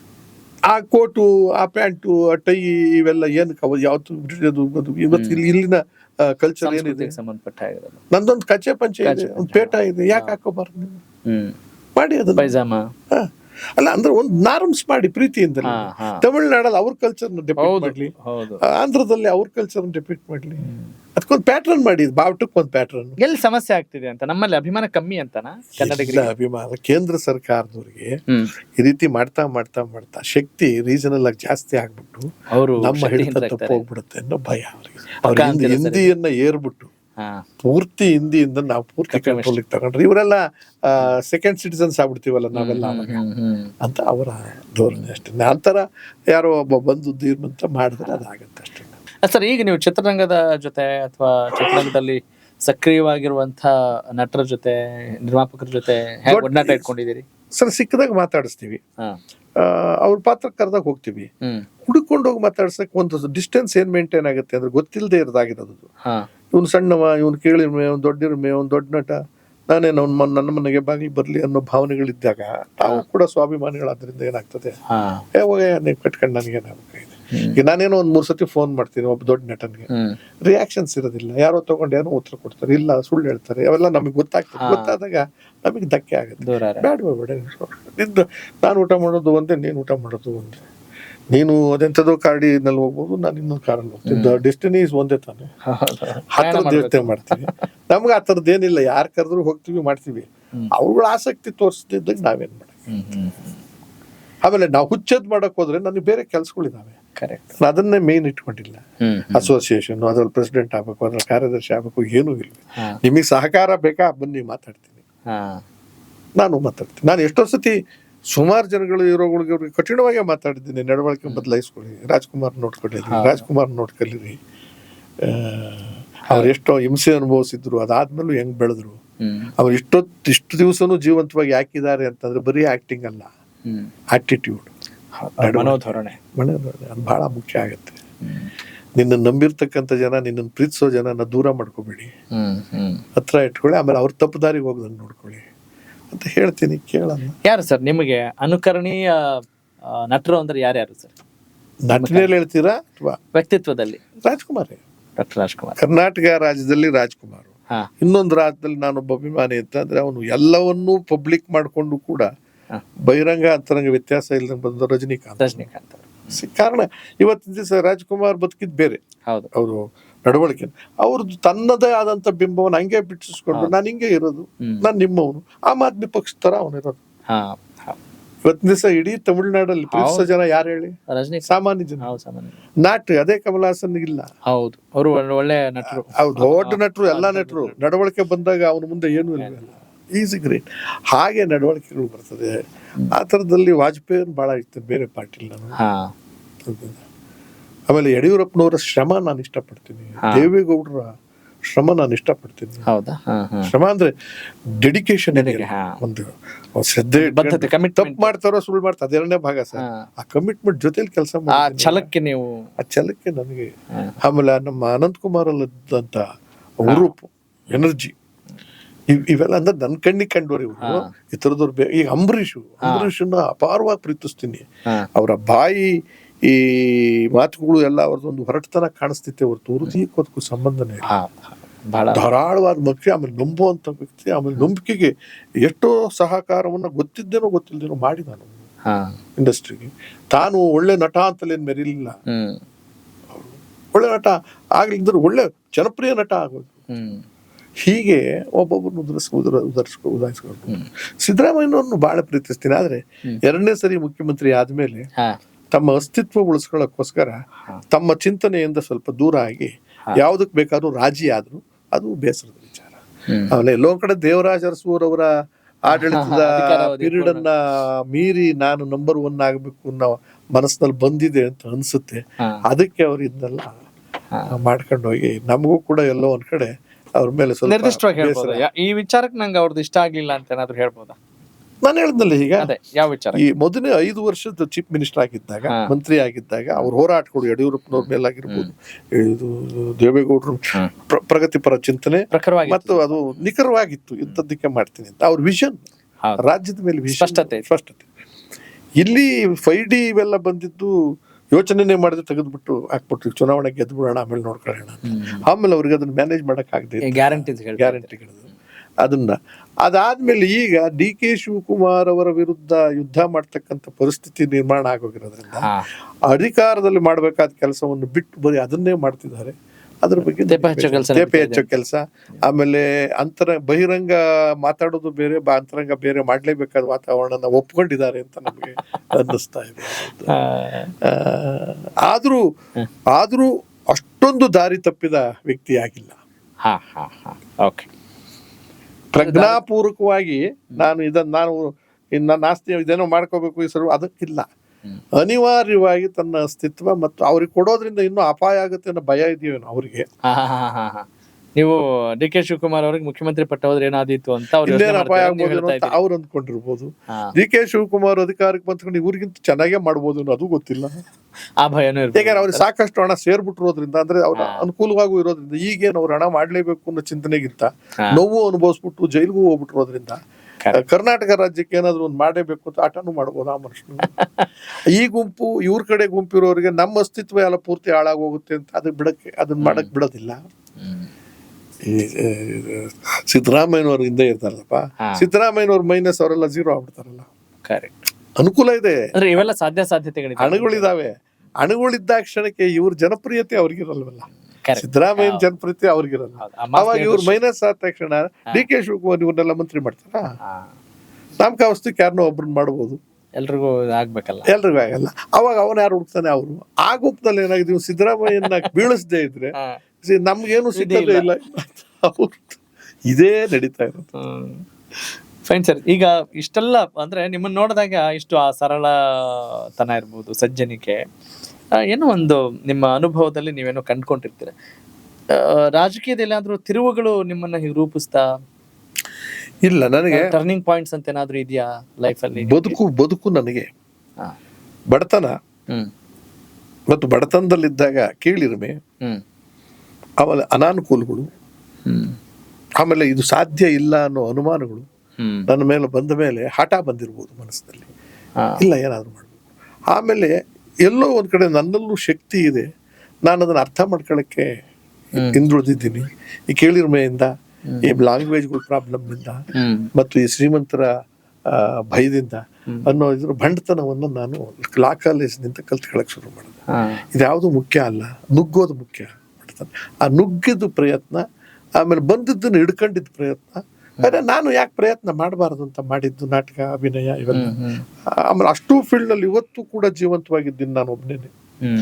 ನಮ್ಮ ಸಿನಿಮಾ ಇಂಡಸ್ಟ್ರಿ ಎಷ್ಟೋ ಜನ ಇದ್ರು, ಇವತ್ತು ಮೊನ್ನೆ ನಾಟಕ ಮಾಡಿದ್ದೀನ, 13, 14 ಮಳವಳ್ಳಿ ಮತ್ತು ಬೆಂಗಳೂರಿನಲ್ಲಿ ಮುಖ್ಯಮಂತ್ರಿ ನಾಟಕ ಆಡ್ತಾ ಇದ್ದೀನಿ, ಸೀರಿಯಲ್ ಮಾಡ್ತಾ ಇದ್ದೀನಿ, ಸಿನಿಮಾ ಮಾಡ್ತಾ ಇದ್ದೀನಿ.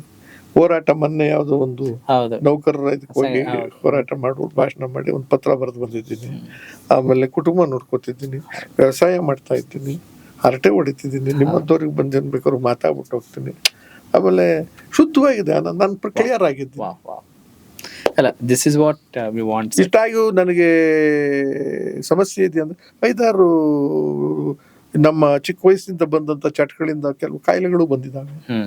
ಅವನ್ನು ಧೈರ್ಯವಾಗಿ ಎದುರಿಸ್ತಾ ಇದ್ದೀನಿ. ಒಂದು ಕಣ್ಣಿಲ್ಲ, ಬುರುಡೆ ತೂತು, ಕಿವಿ ಡ್ರಮ್ ಹೋಗಿದೆ, ಇದನ್ನ ಆಪರೇಷನ್, ಇದಕ್ಕೂ ಇದಿದ್ದಾರೆ, ಎಲ್ಲ ಆಗಿದಾವೆ.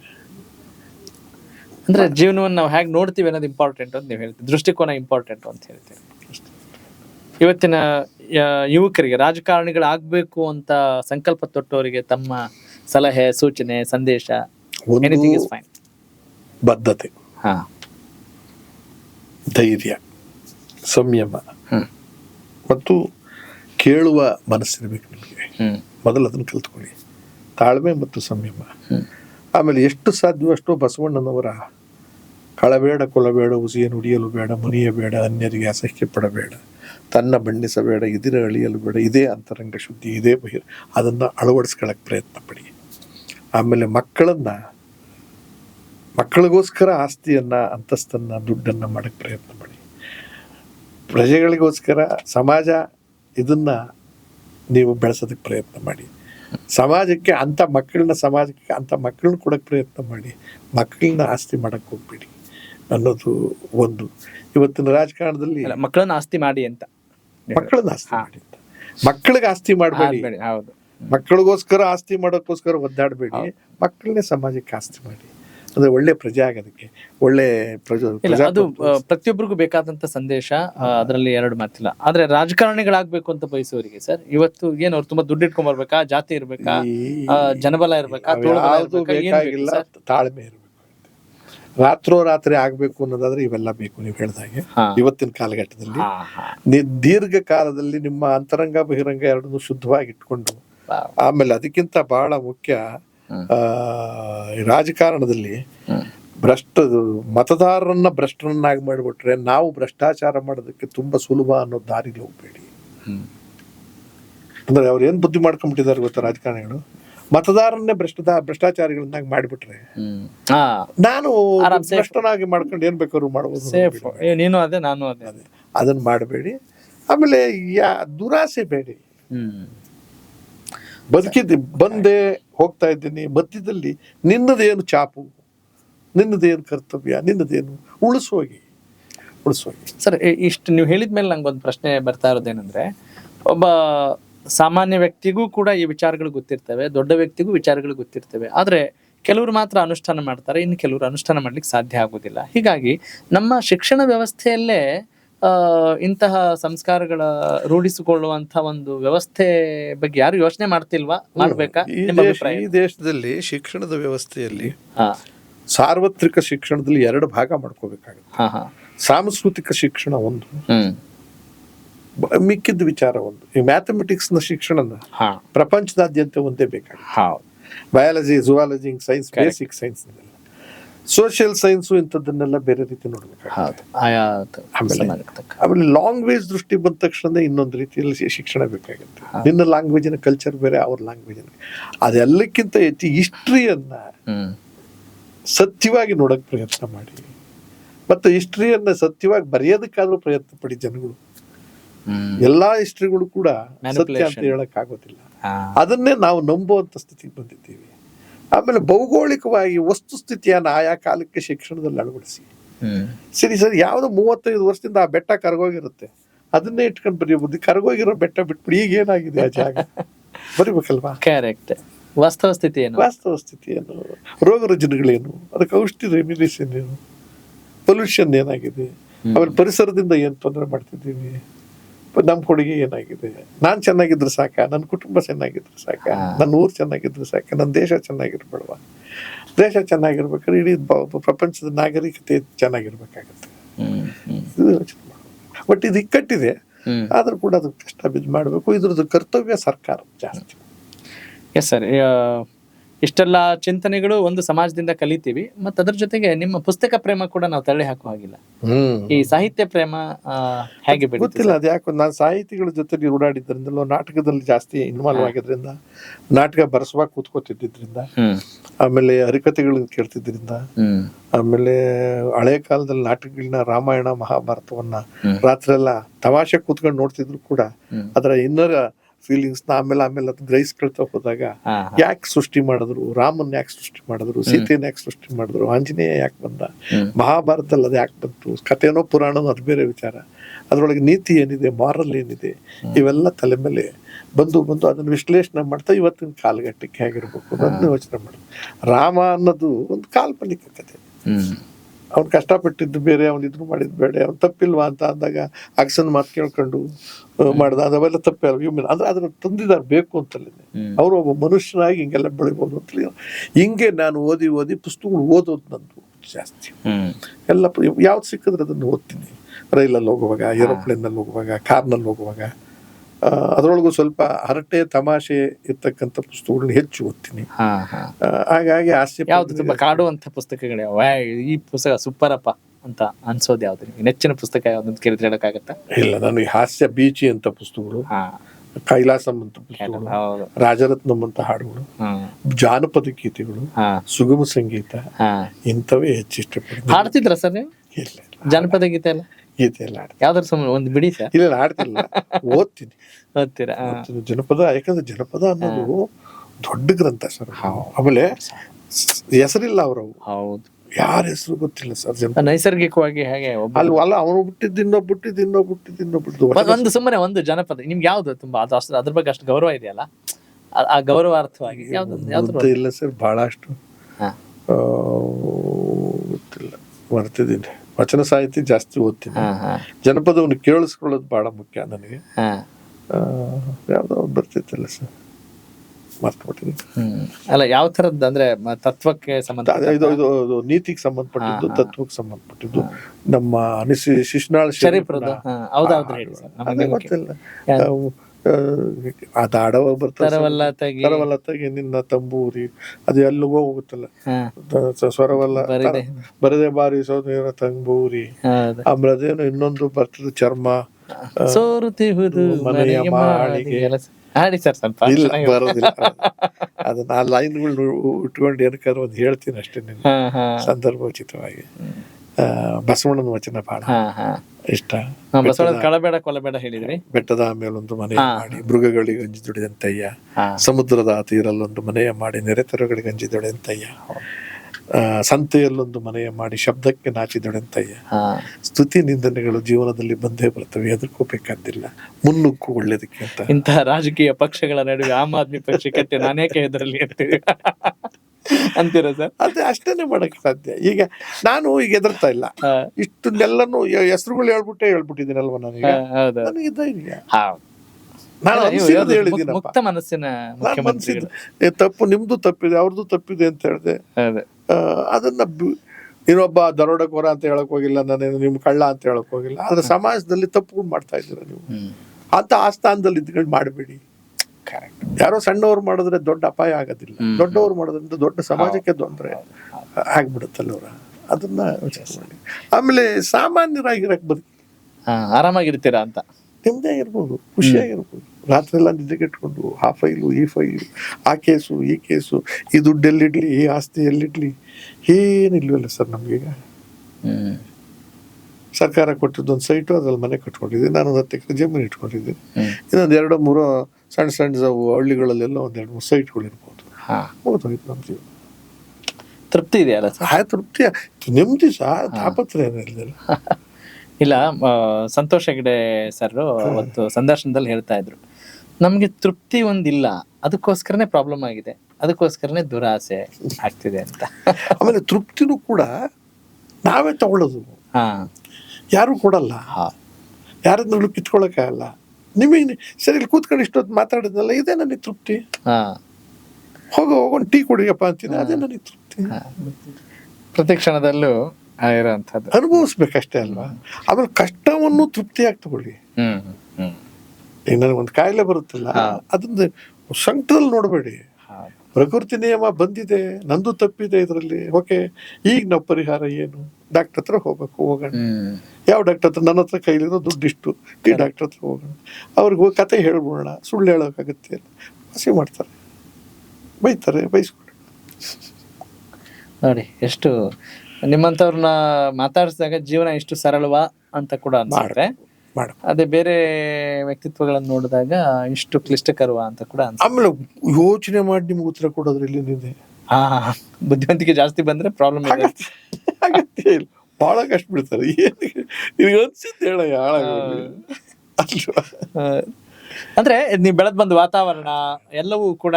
ಆಮೇಲೆ ಸಂಘ ಜೀವಿಗಳಾಗಿ ಮೊದಲನೇದ ನಾನು ಕೇಳೋದಂದ್ರೆ, ಒಂಟಿ ಆಗ್ಬೇಡಿ. ಒಂಟಿತನ ನಿಮ್ಗೆ ಯಾವಾಗ ಬೇಕು ಅಂದ್ರೆ, ಸಮಸ್ಯೆಗಳನ್ನ ಬಗೆಹರಿಸಕ್ಕೆ ಬೇರೆಯವ್ರು ಯಾರ ಕೈಲೂ ಆಗದೆ ಇರೋ ಸಮಸ್ಯೆ ಇದ್ದಾಗ ಅದನ್ನ ಕೂತ್ಕೊಂಡು ಯೋಚನೆ ಮಾಡ್ಕೊಳ್ಳಿ.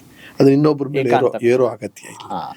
ಆದ್ರೆ ಸಂತೋಷ ಪಡೋದಕ್ಕೆ ಸಂಘಟನೆಗಳು ಅಂದ್ರೆ ಮನುಷ್ಯ ಸಂಘ ಜೀವಿಗಳಾಗಿ ಜಾತಿ ನೋಡ್ಬೇಡಿ, ಲಿಂಗ ನೋಡ್ಬೇಡಿ, ವಯಸ್ಸು ನೋಡ್ಬೇಡಿ. ಮಕ್ಕಳ ಜೊತೆ ಮಕ್ಕಳ ತರ ಇರಿ, ಮುದುಕರ ಜೊತೆ ಮುದುಕರ ತರ ಇರಿ, ಹೆಂಡತಿ ಜೊತೆ ಹೆಂಡತಿ ತರನೇ ಇರ್ಬೇಕು, ಬೇರೆ ತರ ಇರಬಾರ್ದು. ಕರೆಕ್ಟ್. ಆಮೇಲೆ ನಮಗೂ ಏನೋ ಒಂದು ಆಸೆಗಳೆಲ್ಲ ಇರ್ತಾವಲ್ಲ, ತಪ್ಪು ಅಂತ ನಾನು ಹೇಳೋದಿಲ್ಲ, ಅದನ್ನೇ ಅನುಭವಿಸಿ. ಈಗ ನಾನು ಊಟ ಮಾಡ್ತೇನೆ, ನಾನು ಅನುಭವಿಸ್ತೇವೆ. ಒಂದ್ಸರಿ ಇನ್ನೊಂದ್ಸರಿ ಚಟ್ನಿ ಹಾಕ್ಸ್ಕೊಂಡು, ಇನ್ನೊಂದ್ಸರಿ ಮೊಸರು ಹಾಕ್ಸ್ಕೊಂಡು, ಚೆನ್ನಾಗಿತ್ತು ರುಚಿ, ತಗೊಂಬರಪ್ಪ ಕೊಡ್ತೀನಿ ಅಂತ. ಅವ್ರು ಯಾರೋ ಫೋಟೋ ತೆಗೆಸ್ಕೊಳಕ್ ಬಂದ್ರು, ನನಗೇನಾಗ್ಬೇಕು? ತಗೊಳ್ಳಿಯಪ್ಪ, ನನ್ನ ಫೋಟೋ ನಿಮ್ಗೆ ಖುಷಿ ಕೊಡೋದ್ರೆ ನಾನು ಯಾಕೆ ಬೇಡ ಅಂದ್ರೆ. ಅದು ಒಂದು ಫೋಟೋ ಅಲ್ಲಿ ತೆಗ್ಸಿರೋದು ಇಷ್ಟೊತ್ತಿಗೆ ಒಂದು 100 ಜನಕ್ಕೆ ಹೋಗಿರುತ್ತೆ. ಹೌದು, ಖುಷಿ, ಚಂದ್ರ ಜೊತೆ ಫೋಟೋ ತಗೊಂಡು, ಚಂದ್ರ ಜೊತೆ ತಗೊಂಡು ಅಂತ ಹೋಗ್ತಾ ಇರ್ತದೆ. ಹೌದಾ, ಸಿಕ್ಬಿಟ್ಟಿದ್ರೆ ಅವ್ರು ಅದ್ ಮಾತಾಡೋದು, ಡಿಸ್ಕಷನ್ ಆಗತ್ತೆ ಸರ್. ಇದು ನಾನು ನನಗೆ ಗೊತ್ತಿರೋದಿಲ್ಲ ಇದು. ಇವು ಕೌಂಟ್ ಆಗಿ. ಆಮೇಲೆ ಇವನ್ನೇ ಆಟಿಟ್ಯೂಡ್ ಅನ್ನೋದು, ನಡವಳಿಕೆ ಏನು ಅನ್ನೋದು, ಅವ್ರು ಮಾತಾಡ್ಸೋ ರೀತಿ. ನಾನು ಯಾವುದೋ ಒತ್ತಡದಲ್ಲಿದ್ದು ನಿಮ್ಮ ಜೊತೆ ಕೂತ್ಕೊಂಡು ಅವ್ರನ್ನ ಇಗ್ನೋರ್ ಮಾಡ್ಬೋದಾಗಿತ್ತು.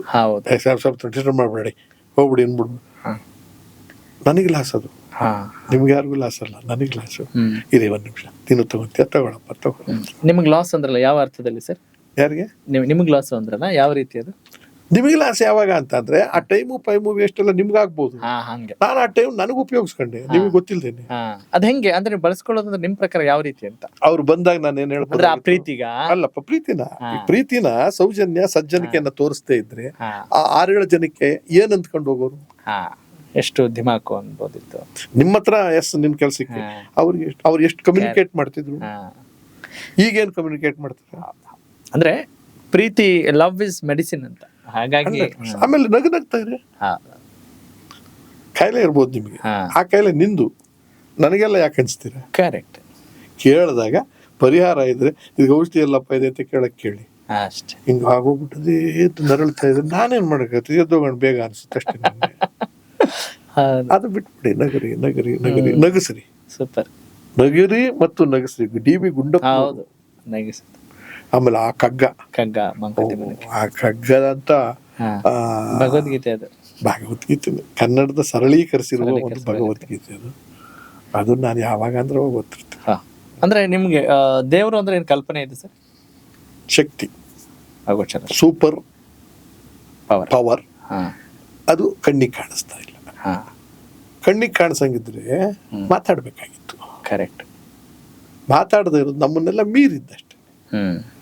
ಅದಕ್ಕೆ ದೇವ್ರು ಅಂತೆಲ್ಲಾದ್ರೂ ಕರ್ಕೊಳ್ಳಿ, ಶಕ್ತಿ, ನಾನು ಹೇಳೋದು ಶಕ್ತಿ, ದೊಡ್ಡ ಶಕ್ತಿ. ಆಮೇಲೆ ಮರೆಯದಿರುವ ಶಕ್ತಿಯ ಭೌಗೋಳಿಕವಾಗಿ ಸೈನ್ಸು ಯೋಚನೆ ಮಾಡ್ಬೇಕು, ಸ್ಥಳ ಮಹಿಮೆ ಅಂತಲೂ ಇರ್ತದೆ. ಭೂಮಿ ಇರುತ್ತಲ್ಲ, ಭೂಮಿ ಒಳಗೆ ಏನೇನೋ ಇದೆಯಲ್ಲ, ಅಟ್ರಾಕ್ಷನ್, ರೇಸು ಗೀಸು, ಅದರ ಎಫೆಕ್ಟ್ಸ್ಗಳು ಒಂದೊಂದು ಜಾಗದಲ್ಲಿ ಒಂದೊಂದು ಥರ.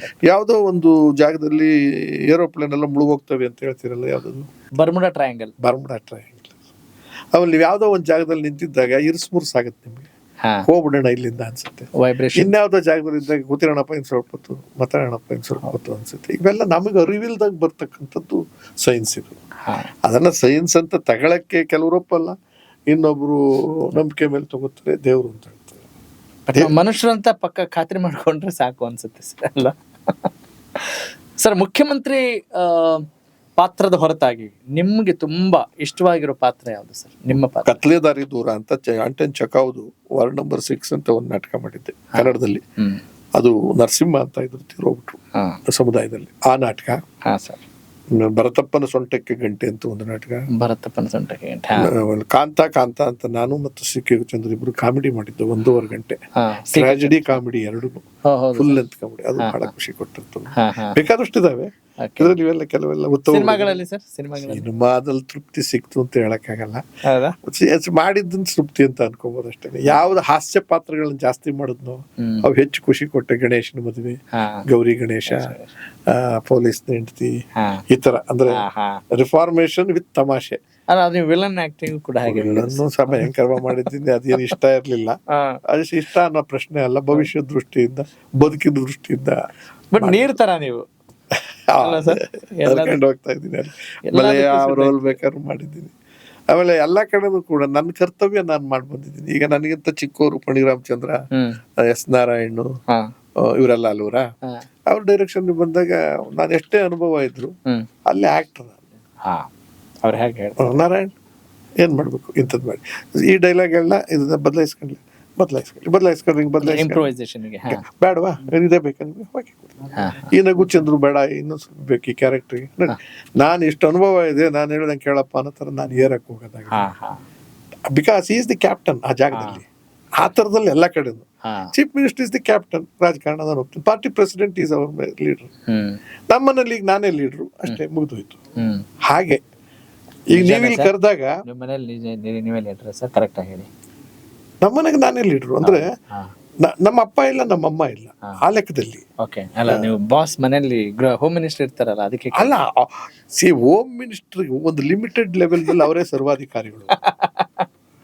ಅದು ಎಲ್ಲಿವರೆಗೂ ಸರ್ವಾಧಿಕಾರಿ? ಮನೆ ಬಿಟ್ಟು ಹೋಗೋವರೆಗೂ. ನಾನು ಮನೆ ಬಿಟ್ಟದ್ದು ಏನು ಅಧಿಕಾರ ಮಾಡ್ತಾರೆ? ಭಾರಿ ಇದೀರ ಸರ್ ನೀವು, ಸೂಪರ್. ಆಮೇಲೆ ಎಲ್ಲಿರ್ತೀವಲ್ಲ ಆನಂದವಾಗಿರ್ಬೇಕು, ಖುಷಿ ಆಗಿರ್ಬೇಕು. ಈಗ ಬೈಕೊಳ್ಳೋದು ಯಾವಾಗ ಅಂದ್ರೆ, ಇವ್ ತಡವಾಗಿ ನನ್ ಬಿಟ್ರೆ ಅದು ಬೈಕೊತೀನಿ ನಾನು ಅಷ್ಟೇ. ಯಾವ ಸರ್ ನೆಚ್ಚಿನ ಊಟ ಯಾವುದು ಸರ್?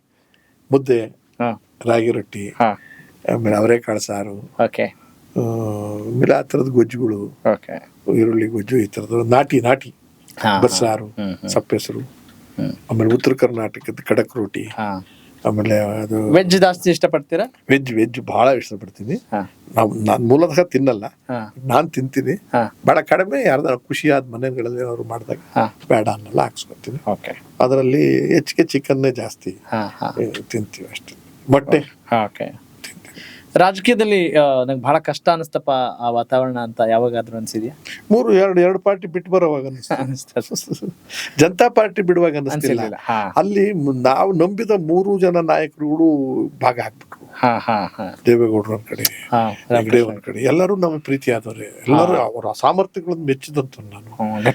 ಆಮೇಲೆ ಯಾರ ಜೊತೆ ತಿರುಗಿದ್ದು ಹೋಗೋದು ಬೇಡವೇ ಬೇಡ, ಪಾರ್ಟಿನೇ ಬೇಡ, ಹೋಗ್ರೆ ಅಂತ ಬಿಟ್ಟು ಬಂದೆ. 89-90 91 ಅನಂತಕುಮಾರ್ ಯಡಿಯೂರಪ್ಪನವರು ಮನೆಗೆ ಬಂದು ಮಾತಾಡಿಸಿ, ವಾಜಪೇಯಿ ಅವರು ಆದ್ವಾನಿ ಅವರು ಬೆಂಗಳೂರಿಗೆ ಬರ್ತಿದ್ದಾರೆ, ನೀವು ಮನೇಲಿ ಯಾಕೆ ಕೂತಿದ್ದೀರ, ಒಂದ್ಸತಿ MLA ಆಗಿದ್ದವರು, ನಮಗೆ ಶಕ್ತಿ ಬೇಕು, ಬನ್ನಿ. ಇಲ್ಲಪ್ಪ ಬೇಜಾರಾಗಿದೆ ಹಿಂಗೆಲ್ಲ ಮಾಡಿದ್ರೆ. ಇಲ್ಲ, ವಾಜಪೇಯಿ ಆದ್ವಾನಿ ನೋಡಿ ಬನ್ನಿ ಅಂದಾಗ ಅವರಿಬ್ಬರು ಬಗ್ಗೆ ಅಪಾರವಾದ ಗೌರವ ಬೆಳೆದಿತ್ತು ಅಷ್ಟೊತ್ತಿಗೆ. ಅವರ ಮಾತುಗಳು, ಭಾಷಣಗಳು, ನಡವಳಿಕೆಗಳು, ಅದೇ ಅವ್ರ ಆಟಿಟ್ಯೂಡ್, ಅದನ್ನು ನೋಡಿ 91 ಬಂದೆ. ಅವರ ಅವಾಂತರಗಳು, ಅವರ ಬ್ರೀಫ್ ಕೇಸ್ ರಾಜಕಾರಣ ಮತ್ತೊಂದು ಇವೆಲ್ಲ ಶುರುವಾದವಲ್ವಾ, ಅಧಿಕಾರಕ್ಕೆ ಬರಕ್ಕೆ ಮಂತ್ರಿ ಮಂಡಲ ಮಾಡುವಾಗ. ಸೀನಿಯರ್ಸ್ ಆದ್ರೂ ಕೂಡ ನಮ್ಮನ್ನ ಗುರ್ಸೋರು ಇಲ್ದಂಗೆ ಆಗ್ಬಿಟ್ರು. ಆಮೇಲೆ ನಮ್ಮ ಕಣ್ಣೆದುರುಗಡೆನೆ ಕಳ್ತನ ಮಾಡೋರು, ದರೋಡೆ ಮಾಡೋರ್ನೆಲ್ಲ ಮಂತ್ರಿಗಳು ಮತ್ತು ಮಾಡ್ಬಿಟ್ರು. ಅದು ಬೇಜಾರಾಯ್ತು, ಬಿಟ್ಬಿಟ್ಟೆ. ಆಮೇಲೆ ಈ ಇವರು ನಮ್ಮ ಮುಖ್ಯಮಂತ್ರಿಗಳಿಗಿರೋರು ಸಿದ್ದರಾಮಯ್ಯನವರು, BL ಶಂಕರ್, ನಮ್ಮ ಪರಮೇಶ್ವರ್ ಎಲ್ಲ ಸೇರ್ಕೊಂಡು ಯಾಕೆ ಅಲ್ಲಿದ್ಯಾ ಬಾ ನಮ್ಮ ಪಾರ್ಟಿಗೆ, ಯಾಕೆ ಸುಮ್ಮನೆ ಇದ್ದಿಲ್ಲ. ಆಮೇಲೆ ಇನ್ನೊಂದು ಸಿದ್ದರಾಮಯ್ಯನವರು ನಾನು ರಾಜೀನಾಮೆ ಕೊಟ್ಟೆ ಅವ್ರು ಮುಖ್ಯಮಂತ್ರಿ ಆದಾಗ ಕನ್ನಡ ಅಭಿವೃದ್ಧಿ ಪ್ರಾಧಿಕಾರ.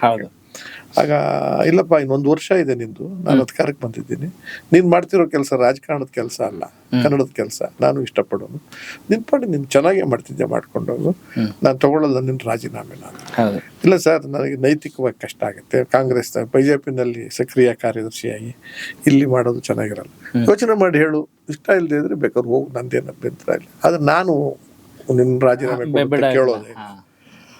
ಆಮೇಲೆ ಕೂತು ಯೋಚನೆ ಮಾಡಿದಾಗ ಚಾಯ್ಸ್ ಈಸ್ ಯಾವುದು ಅಂತ ಯೋಚನೆ ಮಾಡಿದಾಗ ಇರೋದ್ರಲ್ಲಿ ಒಂದಿಷ್ಟು ಸಾಮಾಜಿಕ ನ್ಯಾಯ, ಸಣ್ಣ ಸಣ್ಣ ಸಮುದಾಯಕ್ಕೆಲ್ಲ ಸ್ವಲ್ಪ ಸಹಾಯ ಮಾಡ್ತಿದ್ದಾರೆ ಇವರು, ಅದರಿಂದ ದೂರ ಆಗಿದ್ದಾರೆ BJP-ಯವರು ಅಂತ ಅನಿಸಿ ಅವತ್ತು ತೀರ್ಮಾನ ಮಾಡಿ ಇನ್ನೊಂದು ವರ್ಷನೂ ಕಂಟಿನ್ಯೂ ಮಾಡೋಣ ಅಂತ ರಾಜೀನಾಮೆ ಕೊಟ್ಟೆ, ಪಾರ್ಟಿಗೆ ರಾಜೀನಾಮೆ ಕೊಟ್ಟೆ. ಬೇಸರನೂ ಆಗಿತ್ತು ಅಷ್ಟೊತ್ತಿಗಾಗಿ. ಅದಾದ್ಮೇಲೆ ಇಲ್ಲಿ ಬಂದು 5-6 ವರ್ಷ ಇದ್ದಾಗ ಮುಖ್ಯಮಂತ್ರಿಗಳು ತಾನು ಏನು ಮಾಡಬೇಕು ಅಂತ ಇದ್ದೀನೋ ಅದನ್ನು ಮಾಡಕ್ ಆಗದೆ ಇರ್ತಕ್ಕಂಥ ನಿಸ್ಸಹಾಯಕ ಪರಿಸ್ಥಿತಿಗೆ ಬಂದಿದ್ದು ನೋಡಿ. ಸಿದ್ದರಾಮಯ್ಯನಂತವರು ನಾವೆಲ್ಲ ನಂಬಲೇಬೇಕಾದಂತ ಸಮುದಾಯದವರು, ಸಣ್ಣ ಸಣ್ಣ ಸಮುದಾಯ, ಬ್ಯಾಕ್ವರ್ಡ್ ಅಂತ ಇತ್ತು, ಅವ್ರಿಗೂ ಕೂಡ ಇವರು ಒಂದಿದ್ದನ್ನೆಲ್ಲ ಮಾಡಕ್ ಆಗದೆ ಇರೋ ಸ್ಥಿತಿಲಿ ಇರುವಾಗ ತಾನು ಉಳ್ಕೊಳ್ಳೋಕ್ಕೋಸ್ಕರವೇ ರಾಜಕಾರಣ ಮಾಡ್ತಾ ಇದ್ದಾರೆ. ಸೊ ಇನ್ನೇನ್ ಪ್ರಯೋಜನ, ನಾವ್ ಯಾತಕ್ಕೆ ನಂಬಬೇಕು ಅಂತ ಜಿಗುಪ್ಸೆ ಬಂತು, ಬೇಡ ಅಂತ ರಾಜಕಾರಣ ಬೇಡ ಅಂತ ಅನ್ಸಿದ್ಯಾ? ಯಾವ ರಾಜಕಾರಣ ಬೇಡ ಅಂತ ಅನ್ಸ್ಬಿಟ್ಟೆ ನಾನು ಆಚೆ ಹೊರಟಾಗಿದ್ದೆ.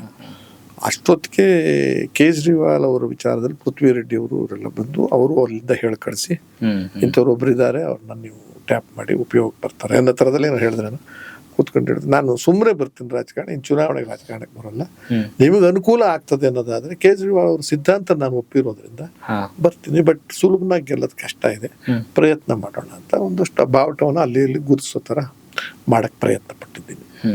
ಈಗ ನಾವು ಪ್ರತಿ ಜಿಲ್ಲೆಯಲ್ಲೂ ಒಂದೊಂದು ತಂಡವನ್ನು ಕಟ್ಟೋದಕ್ಕೆ ಪ್ರಯತ್ನ ಮಾಡಿದ್ದೀವಿ. ಮುಂದಿನ ದಿನಗಳಲ್ಲಿ ಮಾಡುವುದು ಸ್ವಲ್ಪ ಈ ಯಾವುದಾದ್ರೂ ಒಂದು ಚುನಾವಣೆಯಲ್ಲಿ ಒಂದು ಸ್ವಲ್ಪ ಸೀಟ್ ಗೆದ್ದು ಬಿಟ್ರೆ ಹೆಂಗೋ ಗೆದ್ದು ಅಂತ ಇಟ್ಕೊಳ್ಳಿ, ನಿಮಗೊಂದು ಶಕ್ತಿ, ಅದಕ್ಕೆ ಒಂದು ಅರ್ಥ ಅಂತ ಪ್ರಯತ್ನ ಮಾಡ್ತಾ ಇದ್ದೀನಿ. ಈಗ ಅದಕ್ಕೆ ಒಬ್ರು ಕಾರ್ಯಾಧ್ಯಕ್ಷ ನೇಮಿಸ್ಕೊಂಡಿದ್ದೀನಿ ನಾನು. ಈ ಸಂಘಟನೆ ಇವರೇನು ಒಂದು ಗ್ರಾಮ ಪಂಚಾಯತಿ ಎಲೆಕ್ಷನ್ ಗೆದ್ದಿಲ್ಲ ಟೀಕೆ ಮಾಡ್ತಾರೆ, ಆಮೇಲೆ ಆ ಟೀಕೆ ಮಾಡೋದನ್ನ ಸ್ವಾಗತಿಸ್ಬೇಕು ನಾವು, ನಿಜಾನೂ ಇರುತ್ತಲ್ಲ. ಅಷ್ಟು ದುಡ್ಡು ಇವಾಗ ಯಾರೋ ಬರ್ತಾನೆ ನನಗೆ, ಈಗ ಸುಮ್ಮನೆ ಉದಾಹರಣೆ ಸಿಕ್ಕಾಬಟ್ಟೆ ದುಡ್ಡು ಹೊಡೆದಿರೋ BJP ಒಬ್ಬ ನಾಯಕ, ಸಿಕ್ಕಾಬಟ್ಟೆ ದುಡ್ಡು ತಿಂದಿರೋ ಕಣ್ಣಿಗೆ ಕಾಣಂಗೆ ಜೈಲಿಗೆ ಹೋಗೋ ಲೆವೆಲ್ಗೆ ಹೋಗಿರೋರು ಯಾರೋ, ಈಗ ಬರ್ತೀನಿ ನಾನು ಒಂದು 50 ಕೋಟಿ ಇನ್ವೆಸ್ಟ್ ಮಾಡಿ ಪಾರ್ಟಿ ಕಟ್ತೀನಿ ಕೊಡಿ ನನಗೆ ಅಂತಂದ್ರೆ ನಾನು ಹೆಂಗ್ ಹೋಗಿ, ಅದ್ರ ವಿರುದ್ಧವಾಗೇ ಇರೋರು. ಅವನು ಸಿದ್ಧ ಇದ್ದಾನೆ 50 ಕೋಟಿ ಕೊಡಕ್ಕೆ, ಕೇಜ್ರಿವಾಲ್ ಸಿದ್ಧ ಇಲ್ಲ, ನಾನು ಸಿದ್ಧ ಇರಲ್ಲ. ಆ ತರ ಶ್ರಮದಿಂದ ದುಡ್ದು ಅಕೌಂಟೆಡ್ ಮನಿನಲ್ಲಿ ನನಗೆ ದುಡ್ಡು ಬೇಕಾದಷ್ಟಿದೆಯಪ್ಪ, ನಾನು ಕೊಡಬಲ್ಲೆ, ಬನ್ನಿ ನಾನು ಮಾಡ್ತೀನಿ, ಇನ್ನು ಬರೋರು ಯಾರು ಬರಕ್ ಹೋಗ್ತಾರೆ, ಬಂದಿಲ್ಲ ಇದುವರೆಗೂ, ಬರೋದು ಇಲ್ಲ. ಸರ್, ಇನ್ನು ತಮ್ಮ ಮನೆಯಲ್ಲಿ ಶ್ರೀಮತಿಯವರ ಜೊತೆ ಮತ್ತೆ ಮಕ್ಕಳ ಜೊತೆ ಮೊಮ್ಮಕ್ಕಳ ಜೊತೆ ಹೇಗೆ ಸಮಯ ಸಿಗುತ್ತಾ, ಕಳೀತೀರಾ, ಯಾವ ರೀತಿ ಅವರ ಅಭಿಪ್ರಾಯ ಇದೆ? ಸರ್, ಎಲ್ಲದಕ್ಕೂ ಸಮಯ ಸಿಗುತ್ತೆ ಸರ್, ಸುಮ್ಮನೆ ಎಲ್ರು ಹೇಳೋದು ನನಗೆ ಟೈಮೇ ಸಿಗಲ್ಲ, ಟೈಮ್ ಮಾಡ್ಕೊಂಡ್ರೆ ಟೈಮ್ ಸಿಗುತ್ತೆ, ನಿನ್ನ ಕೈನಲ್ಲಿ ಇರೋದಲ್ವಾ, ಅದು ಯಾರ ಕೈಲಿ ಇರೋದೇ ಬೈಂಡಿಂಗ್, ಅದು ಜೈಲಿಗೆ ಹಾಕಿದ್ರು ಮಾತ್ರ ಅದು ಬೈಂಡಿಂಗ್. ಸಮಯ ಇಲ್ಲಪ್ಪ ನಾನು ಒಳಗಡೆ ಇದ್ದೀನಿ ಅಂತ ಹೇಳ್ಬೇಕಷ್ಟೇ ಅಲ್ವಾ. ಏನೋ ಒಂದು ಬೈಂಡಿಂಗ್ ತರ ಸಿಕ್ಕಾಕೊಂಡ್ರೆ ಅರೆಸ್ಟ್ ಆದ್ರೆ ಈ ತರದ್ ಬೇರೆ ಟೈಮ್ನಲ್ಲಿ ಇವತ್ತು ನಿನ್ನ ಕಾರ್ಯಕ್ರಮವನ್ನು ಮಧ್ಯದಲ್ಲಿ ಇಲ್ಲಪ್ಪ ನಾನು ಹೋಗ್ಬೇಕು ಅಂತ ಹೇಳಿದ್ರು ನೀವು ಯಾರು ಕೇಳ್ತೀರಿ, ಸುಮ್ಮನೆ ಕೂತ್ರೆ ಸುಮ್ಮನೆ. ಹಾಗೆ ಮನೆಯದಕ್ಕೂ ಮಾಡ್ಕೋಬೇಕು, ಸಂಸಾರಸ್ನಾಗಬಾರ್ದು, ಆದ್ಮೇಲೆ ಸಂಸಾರಿಕನಾಗಿ ನೀನು ನಿನ್ನ ನಂಬುದವರಿಗೆ ಕೈ ಕೊಡೋದಕ್ಕೆ ಕೆಲಸ ಮಾಡಿಕೊಡ್ಬೇಕಾಗುತ್ತೆ. ನನಗೆ 2 ಗಂಡು ಮಕ್ಕಳಿದ್ದಾರೆ, ಆರಾಮಾಗಿದ್ದಾರೆ, ಸೊಸೆ ವಿದ್ಯಾವಂತೆ, ಮಗಳ ತಳನೇ ಇದ್ದಾಳೆ. ನನ್ನ ಹೆಂಡತಿ ಬಂದಾಗ ಅವರು ಹಳ್ಳಿ ಪದ್ಮ ಅವರು, ಈಗ ಅವರು ರಾಜಕಾರಣದಲ್ಲಿ ಕೆಲಸ ಮಾಡಿದ್ರು, TV ಸೀರಿಯಲ್ಗಳಲ್ಲಿ ಕೆಲಸ ಮಾಡಿದ್ರು, ಸೀರಿಯಲ್ನಲ್ಲಿ ಮಾಡಿದ್ರು, ಪಾತ್ರನೂ ಮಾಡಿದ್ರು, ಸೋಷಿಯಲ್ ವರ್ಕ್ಸ್ ಜಾಸ್ತಿ ಮಾಡ್ತಾ ಇರ್ತಾರೆ, ಧಾರ್ಮಿಕ ಚಿಂತನೆ ಜಾಸ್ತಿ. ನಂದೇನು ಅಡ್ಡಿ ಮಾಡೋದು, ಯಾಕಂದ್ರೆ ನಿಮ್ ಚಿಂತನೆ ಗಂಡ ಹೆಂಡತಿಯಾಗಿ ಅಡ್ಡಿ ಬರಬಾರ್ದು. ಅದು ಈಗ ನನಗೆ ದೇವ್ರ ಪೂಜೆ ಅಂತಂದ್ರೆ ರೂಪಕ್ಕೆ, ಕಲ್ಲಿಗೆ, ದೇವರಿಗೆ, ವಿಗ್ರಹಕ್ಕೆ ಪೂಜೆ ಮಾಡುವಂತ ನಂಬಿಕೆ ನನಗಿಲ್ಲ.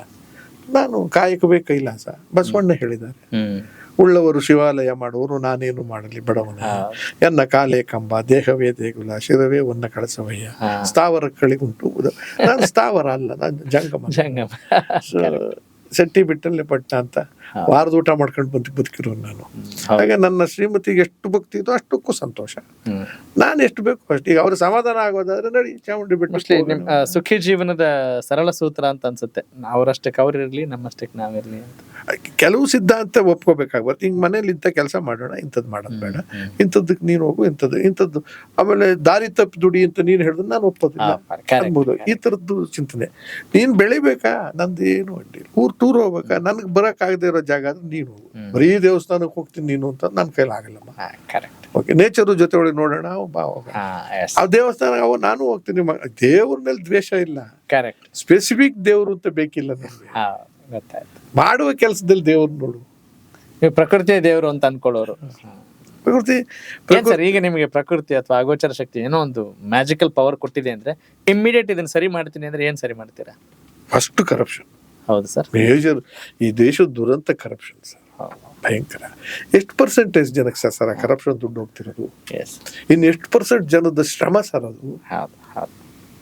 ನೀವು ಕೋಟ್ಯಾಂತರ ಜನದ ಶ್ರಮ ನೀವು ಸುಲಭನಾಗಿ ಕದ್ದು ಬಿಟ್ರೆ, ಮೋಸ ಮಾಡ್ಬಿಟ್ರೆ ಅದು ಎಷ್ಟು ದೊಡ್ಡ ದುರಂತ ಸರ್. ಆಮೇಲೆ ಅವ್ನ ಊಟ ಕಿತ್ಕೊಂಡ್ರ, ಅವ್ನ ಸುಖ ಕಿತ್ಕೊಂಡ್ರ, ಅವ್ನ ಸಂತೋಷ ಕಿತ್ಕೊಂಡ್ರ, ಅವ್ನ ನೆಮ್ಮದಿ ಕಿತ್ಕೊಂಡ್ರ, ಶಾಪ ಒಂಥರ. ಸಂವೇದನಾಶೀಲ ವ್ಯಕ್ತಿ. ನೀವು 100 ಕೋಟಿ ಎಲ್ಲಿಂದಲೂ ಸಂಪಾದನೆ ಮಾಡ್ಬಿಟ್ರೆ ಶ್ರಮದ್ದು ನಮ್ಮದು. ಆ ಶ್ರಮಜೀವಿಗಳ ದುಡ್ಡಿಗೆ ಹೋಗಿದ್ರೆ, ಅವ್ರಿಗೇನೆ ನೆಟ್ಟಿಗೆ ಹೋಗಿದ್ರೆ ಅದು ಏನು ಸಂತೋಷ ಪಡ್ತಿದ್ರು. ನೀನ್ ಇವತ್ತು ಒಂದು ಒಬ್ಬಟ್ಟು ಊಟ ಮಾಡೋದೆ ನನಗೆ ಮಾಡಿಸಿದ್ರೆ ಅದನ್ನ ಅವ್ರು ತಿನ್ಬಿಟ್ರು ಅಂತ ಇಟ್ಕೊಳ್ಳಿ. ಗಾರೆ ಕೆಲಸ ಮಾಡಕ್ ಹೋಗಿರೋ ಒಂದು ಒಬ್ಬಟ್ಟು ಊಟ ಸಿಕ್ಬಿಟ್ಟು ಅವ್ನು ಸಿಗ್ಬೇಕಾದೇನು ಹೌದನ್ನ ಅಲ್ವಾ ಸರ್? ಅದನ್ನೆಲ್ಲ ಕಿತ್ಕೊಂಡು ಬಿಟ್ವಲ್ಲ ನಾವು. ಹಾಗಾಗಿ ಇಷ್ಟೆಲ್ಲ ರಾಜ್ಕುಮಾರ್ ನಂಬೋದು ಅದಕ್ಕೆ. ಎಲ್ಲ ಒಂದ್ ಕಡೆ ಹೋದಾಗ ಹಸುವಾದಾಗ ಕಡ್ಲೆಕಾಯಿ ತರಿಸೋರು ಒಟ್ಟಿಗೆ ಕಡ್ಲೆಕಾಯಿ. ಯಾಕೆಂದ್ರೆ 1 ಗಂಟೆ ಲೇಟ್ ಅಂತೆ ಊಟ. ಕಡ್ಲೆಕಾಯ್ದಲ್ಲಿ ಸಿಕ್ತಿದ್ ಸುಖ ಊಟದಲ್ಲಿ ಸಿಕ್ತಿರ್ಲಿಲ್ಲ. ಅಂದ್ರೆ ಅವರ ಕಡ್ಲೆಕಾಯಿನೂ ಕೂಡ ದೇವ್ರು ಅನ್ನೋ ತರ ನಂಬೋರು. ಶೂಟಿಂಗ್ ಮಾಡಿದ್ವಲ್ಲ ಅವ್ರ ಜೊತೆ. ಆಮೇಲೆ ಯಾರಿಗೂ ನೋಯಿಸಬಾರ್ದು ಅನ್ನೋದು ಒಂದು ಕೆಟ್ಟ ಅದ್ಭುತವಾದ ಬುದ್ಧಿ ಅವ್ರ ಹತ್ರ. ಯಾರಿಗೂ ಯಾಕೆ ನೋಯಿಸ್ತೀರಾ? ಕೊಟ್ರೆ ಸಂತೋಷ ಕೊಡಿ, ಕೊಡಕ್ಕಾಗ್ತದೆ ಸುಮ್ಮನೆ. ಯಾರ್ದಾರ ಮನೆ ಊಟಕ್ಕೆ ಹೋದ್ರೆ ಜೊತೆಲಿ ಕರ್ಕೊಂಡು ಹೋಗೋರು. ಉಪ್ಪು ಹುಳಿನೋ ಜಾಸ್ತಿ ಆಗಿದ್ರೆ ಒಂದು ಚೂರು ಅದನ್ನ ನಮ್ಮ ಕಿವಿಲ ಹೇಳಿದ್ರು, ಅದು ಸ್ವಲ್ಪ ಇದೆ, ಯಾರು ಕಮೆಂಟ್ ಮಾಡಬೇಡಿ, ಚೆನ್ನಾಗಿದೆ ಅಂತ ಹೇಳಿ. ಎಲ್ಲರೂ ತುಂಬಾ ಪ್ರೀತಿಯಿಂದ ಮಾಡಿದ್ದಾರೆ, ತುಂಬಾ ಅವ್ರ ಉದ್ದೇಶ ಚೆನ್ನಾಗಿದೆ. ಅದಾಗೆ ಕೈ ಹೆಚ್ಚು ಕಡಿಮೆ ಆಗಿರ್ತದೆ. ಹಾಗಾಗಿ ಪಾಪ ಅವರ ಭಾವನೆಗೆ ಧಕ್ಕೆ ಮಾಡಬೇಡಿ. ಏನಿದು ಹುಳಿ ಸಾರು ಅಂದ್ಬಿಟ್ರೆ ಅವ್ರಿಗೆ ದರ್ಸಂದು ಹೋಗ್ಬಿಡ್ತದೆ ಊಟಕ್ಕೆ. ಏನ್ ಕೈ ಅದ್ದು. ನಮ್ಮ ಕಡೆ ಈ ತರ ಅಲ್ಲ, ಇದು ಬೇರೆ ತರ ಇರುತ್ತೆ. ಸ್ವಲ್ಪ ನಿಂಬೆ ಹಣ್ಣು ಕೊಡಿ ಅಂತ ನಿಂಬೆ ಹಣ್ಣು ಇಟ್ಕೊಂಡು ಸರ್ವ್ ಮಾಡ್ಕೊಂಡು ಊಟ ಮಾಡೋರು ನೋಡಿ. ಆ ಅಮ್ಮನಿಗೆ ನೋವೇ ಆಗ್ಬಾರ್ದು. ಆ ಅಮ್ಮ ಕರ್ತಿರೋದು ನನ್ನ ಪ್ರೀತಿಗೆ. ಆಮೇಲೆ ಎಲೆ ಮೇಲೆ ಒಂದು ಚೂರು ಬಿಟ್ಟರು ಕೂಡ ಅವ್ರಿಗೆ ನೋವಾಗುತ್ತೆ. ಬಿಡಬೇಡಿ, ಯಾರು ಬಿಡ್ಲೂಬಾರ್ದು. ಇವೆಲ್ಲವೂ ಪಾಠಗಳು ಸರ್ ಕಲಿಸಿದ್ದು, ಕಲಿಸ್ತು ಸರ್. ನೆನೆಸ್ಕೊಂಡ್ರೆ ಸಂತೋಷ ಆಗುತ್ತೆ. ಹೇಗೆ ಸರ್ ದಿನಚರಿ? ದಿನ ವಾಕಿಂಗ್, ಜಾಗಿಂಗ್ ಮನೆಯವ್ರ ಲೆಕ್ಕದಲ್ಲಿ ದಿನ ಮಾಡ್ತೀನಿ. ನನ್ನ ಲೆಕ್ಕದಲ್ಲಿ ಸಮಯ ಸಿಕ್ತಾಗ ಮಾಡ್ತೀನಿ, ಅವಕಾಶ. ಆಮೇಲೆ ಆರೋಗ್ಯ ಕೆಟ್ಟಿದೆ ಅಂತ ಸ್ವಲ್ಪ ಅನುಮಾನ ಬಂದಾಗ ಒಂದಿಷ್ಟು ಓಡಾಡ್ತೀವಿ. ಶುಗರ್ ವೇರಿ ಆದಾಗ, BP ಜಾಸ್ತಿ ಆದಾಗ. ಅದರ್ವೈಸ್ ಮಿಕ್ಕಿದ ಎಲ್ಲವೂ ಸಾಂಗೋಪಾಗೋ ನಮ್ಗೆ ಗೊತ್ತಿರ್ತಕ್ಕಂಥ ಎಲ್ಲ ವ್ಯವಹಾರವನ್ನು ಅಚ್ಚುಕಟ್ಟಾಗಿ ಮಾಡ್ಕೊಂಡು ಮನೇಲಿ ಸಣ್ಣ ಸಣ್ಣ ಜಗಳಗಳು ಆಡ್ತಿರ್ತೀವಿ. ಅದರಲ್ಲೂ ಸುಖ ಇರುತ್ತೆ. ಜಗಳ ಆಡದೇ ಇದ್ರೂ ಸುಖ ಇರಲ್ಲ, ಜಗಳ ಆಡ್ಬೇಕಾಗುತ್ತೆ. ಆದ್ರೆ ಆ ಜಗಳಗಳು ಅತಿರೇಕಕ್ಕೆ ಹೋಗ್ಬಾರ್ದು, ಅಪಾಯಕ್ಕೆ ಹೋಗ್ಬಾರ್ದು. ಸಾಂದರ್ಭಿಕವಾಗಿ ಅದರಲ್ಲೊಂದು ರೀತಿಯ ಸಂತೋಷ ಸಿಗುತ್ತೆ. ಅದು ಹೇಗೆ ಉದಾಹರಣೆ ಅಂತ ಹೇಳ್ಬೋದು. ಗಂಟಿಯಲ್ಲೂ ಕರೀತಾರೆ, ಬರಕಾಲ ಟೈಮ್ ಇಲ್ಲ, ಹಾಗೆ ಹೇಗೆ ಅಂತ ಮುನ್ಸ್ಕೋತಾರೆ ಅವರು. ನನ್ನ ಗಂಡ ಆಯ್ತು, ನನ್ನ ಕೆಲಸ ಹಾಳಾಗೋದು ಚಿಂತೆ, ನಡಿ ಬರ್ತೀನಿ ಅಂತ ಏನೋ ಅಂತೀನಿ. ಅದು ಸ್ವಲ್ಪ ಹೊತ್ತಲ್ಲ ಆದ್ಮೇಲೆ ಹೋಗ್ಲಿ, ಬೇಡ ಬೇಡ, ನಿಮ್ ಜೊತೆ ಹೋದ್ರೆ ತೊಂದರೆನೆ ನಮಗೆ, ನಾವು ಹೋಗ್ತೀವಿ ಅಂತ ಜಗಳವೂ ಆಗಿರುತ್ತೆ, ಸಮಸ್ಯೆನೂ ಬರುತ್ತೆ. ಅವ್ರವ್ರ ತರ ನಡ್ಕೊಂಡು ನಾನು ಬರ್ತೀನಲ್ಲಿ ಅಲ್ಲಿ ನಾನು ಕೈ ಮುಕ್ಕೊಂಡು ಫೋಟೋ ಗಿಡ ತೆಗೆಸ್ಕೊಂಡು ಬೇಜಾರು ಮಾಡ್ಕೊಬಾರ್ದು, ಜನಗಳ ಜೊತೆ ಇರ್ತೀನಿ. ಇಲ್ಲ ನಿಮ್ಗೆ ಬೇಡವೇ ಬೇಡ, ನಿಮ್ಗೆ ಸರ್ ನಮ್ಗೆ ಕೆಲಸ ಮಾಡಕ್ಕೆ ಆಗಲ್ಲ ಅಂತ ಹೋಗಿ ನಮ್ದವ್ರದ್ದು ಸಮಸ್ಯೆ ಈ ಥರದ್ದು. ನಿಮ್ಮನ್ನ ಮಾತನಾಡಿಸ್ತಾ ಇದ್ದ ಹಾಗೆ ಹಿರಿಯರಿಗೆ ಪಾಠ ಹಾಕ್ತಿರಿ, ಕಿರಿಯರಿಗೆ ಪಾಠ ಹಾಕ್ತಿರಿ, ನೀವು ಕಪಲ್ಸಿಗೆ ಪಾಠ ಹಾಕ್ತಿರಿ, ಸುಂದರ ಜೀವನ ನಡೆಸಬೇಕು ಅಂತ ಹೇಗ್ ನಡೆಸಬೇಕು ಅಂತ ಇರೋ ಪ್ರಶ್ನೆಗಳಿಗೆ ಎಲ್ಲರಿಗೂ ಉತ್ತರ ಹಾಕ್ತಿರಿ. ಹೌದು ಸರ್, ಏನಾಗುತ್ತೆ ಗೊತ್ತಾ ಸರ್, ಈಗ ಮದುವೆ ಆಗ್ಬೇಕಾದ್ರೆ ನೀವು ಐಕ್ಯಗಳು ಬೇರೆ ಇರುತ್ತೆ. ಹೌದು ಹೌದು ಅಲ್ವಾ? ಭಾರತ ದೇಶದಲ್ಲಿ ಹಾ. ಮದುವೆ ಒಂದೇ ಐಕ್ಯೂನಲ್ಲಿ ಆಗಲ್ಲ. ಹೌದು ಹೌದು ಅವನು ಎಜುಕೇಟೆಡ್, ಇವನು ಅದೆಲ್ಲ ಲೆಕ್ಕ ಇಲ್ಲ. IQ is extremely different, age is different. ಆಗ ನೀವು ಅವ್ರನ್ನ ನಿಮ್ಮ ಮಟ್ಟಕ್ಕೆ ತಗೊಂಡು ಹೋಗ್ಬೇಕು. ಹಾಗದೇ ಇದ್ರೆ ನೀವು ಅವ್ರ ಮಟ್ಟಕ್ಕೆ ಹೋಗ್ಬೇಕು. ಸರಳವಾದ ಲಾಜಿಕ್ ಇದು. ಈ ನಿನ್ನನ್ನ ಟ್ರೈ ಮಾಡೋದು ನಾನು, ಇಲ್ಲ ಇಲ್ಲ ಇಲ್ಲಿಗೆ ಬರ್ಬೇಕು ನೀನು, ಹಾಕ್ತಾ ಇಲ್ಲ ಅಂತ ಗೊತ್ತು, ನಾನು ಅಲ್ಲಿ ಹೋಗ್ಬಿಡಿ, ಅದೊಂದು ಪಿರಿಯಡ್ ತಾನೆ ಮುಗಿದೋಯ್ತು. ಅವ್ರಿಗೆ ಮದುವೆ ಆಗಿ ಬಂದಿರ್ತೀನಿ, ನೀನು ದೊಡ್ಡದಾಗಿ ಬೆಳೆದ್ಬಿಟ್ಟಿದ್ಯಾ, ದೊಡ್ಡ IT ಆಫೀಸರ್ ಏನು, ನೀನು ಆ ಸ್ಕೂಟ್ರಲ್ಲಿ ಹೋಗಿ ಪಾನಿಪುರಿ ತಿನ್ನಕ್ಕೆ ಇಷ್ಟ ಇರೋದಿಲ್ಲ, ಎಲ್ಲಿ ರಸ್ತೆ ಇಲ್ಲ, ನೀನು ದೊಡ್ಡ ಹೋಟ್ಲಿಗೆ ಹೋಗು. ಆಕೆಗೆ ಅದಿಷ್ಟ ಇರ್ತದೆ, ಅವ್ರ ಸ್ನೇಹಿತರು ಯಾರೋ ಹಂಗೆ ಮಾಡಿರ್ತಾರೆ ಆ ಏಜ್ ಗ್ರೂಪ್ನವ್ರು, ಅವ್ರಿಗೆ ಅದೇ ಒಂದು ದೊಡ್ಡ ಸಂಭ್ರಮ ಅನ್ಸುತ್ತೆ. ಗಂಡನ ಜೊತೆ ಹೋಗ್ಬೇಕು, ಅಲ್ಲಿ ಜಗಳ ಆಡಿ ಇದು ಬೇಡ ಅದು ಬೇಡ ಅಂತ ಕಿತ್ತಾಡ್ಕೊಂಡು ಅನ್ನಬೇಕು ಮಾಡ್ಬೇಕು. ನೀನು ಅದಕ್ಕೆ ಅವಕಾಶನೇ ಕೊಡದೇ ಇದ್ರೆ ಕರ್ಬ್ ಮಾಡ್ದಂಗೆ ಆಯ್ತಿಲ್ಲ ಅವರ ಸಂತೋಷ. ಹೌದಾ, ನಡಿ ಬಿಟ್ಟ ಹೋದ 2 ದಿವಸ ತಿಂದ್ಬಿಟ್ಟು ಬಂದ್ಬಿಟ್ಟಲ್ಲಿ ಏನೋ ಅಟ್ಟ ಕೆಟ್ಟದಾಗ ನೋಡ, ಅಲ್ಲಿ ತಿಂದೇ ನೋಡ, ಅದಕ್ಕೆ ಅಟ್ಟ ಕೆಟ್ಟ ಇನ್ಮೇಲೆ ಬೇಡ ಅಲ್ವಾ ಹೇಳ್ಬಿಟ್ರು ಮುಗಿದೋಯ್ತು. ಫಾರಿನ್ ಟ್ರಿಪ್ ಎಲ್ಲ ಹೋಗ್ತೀರಾ ಸರ್?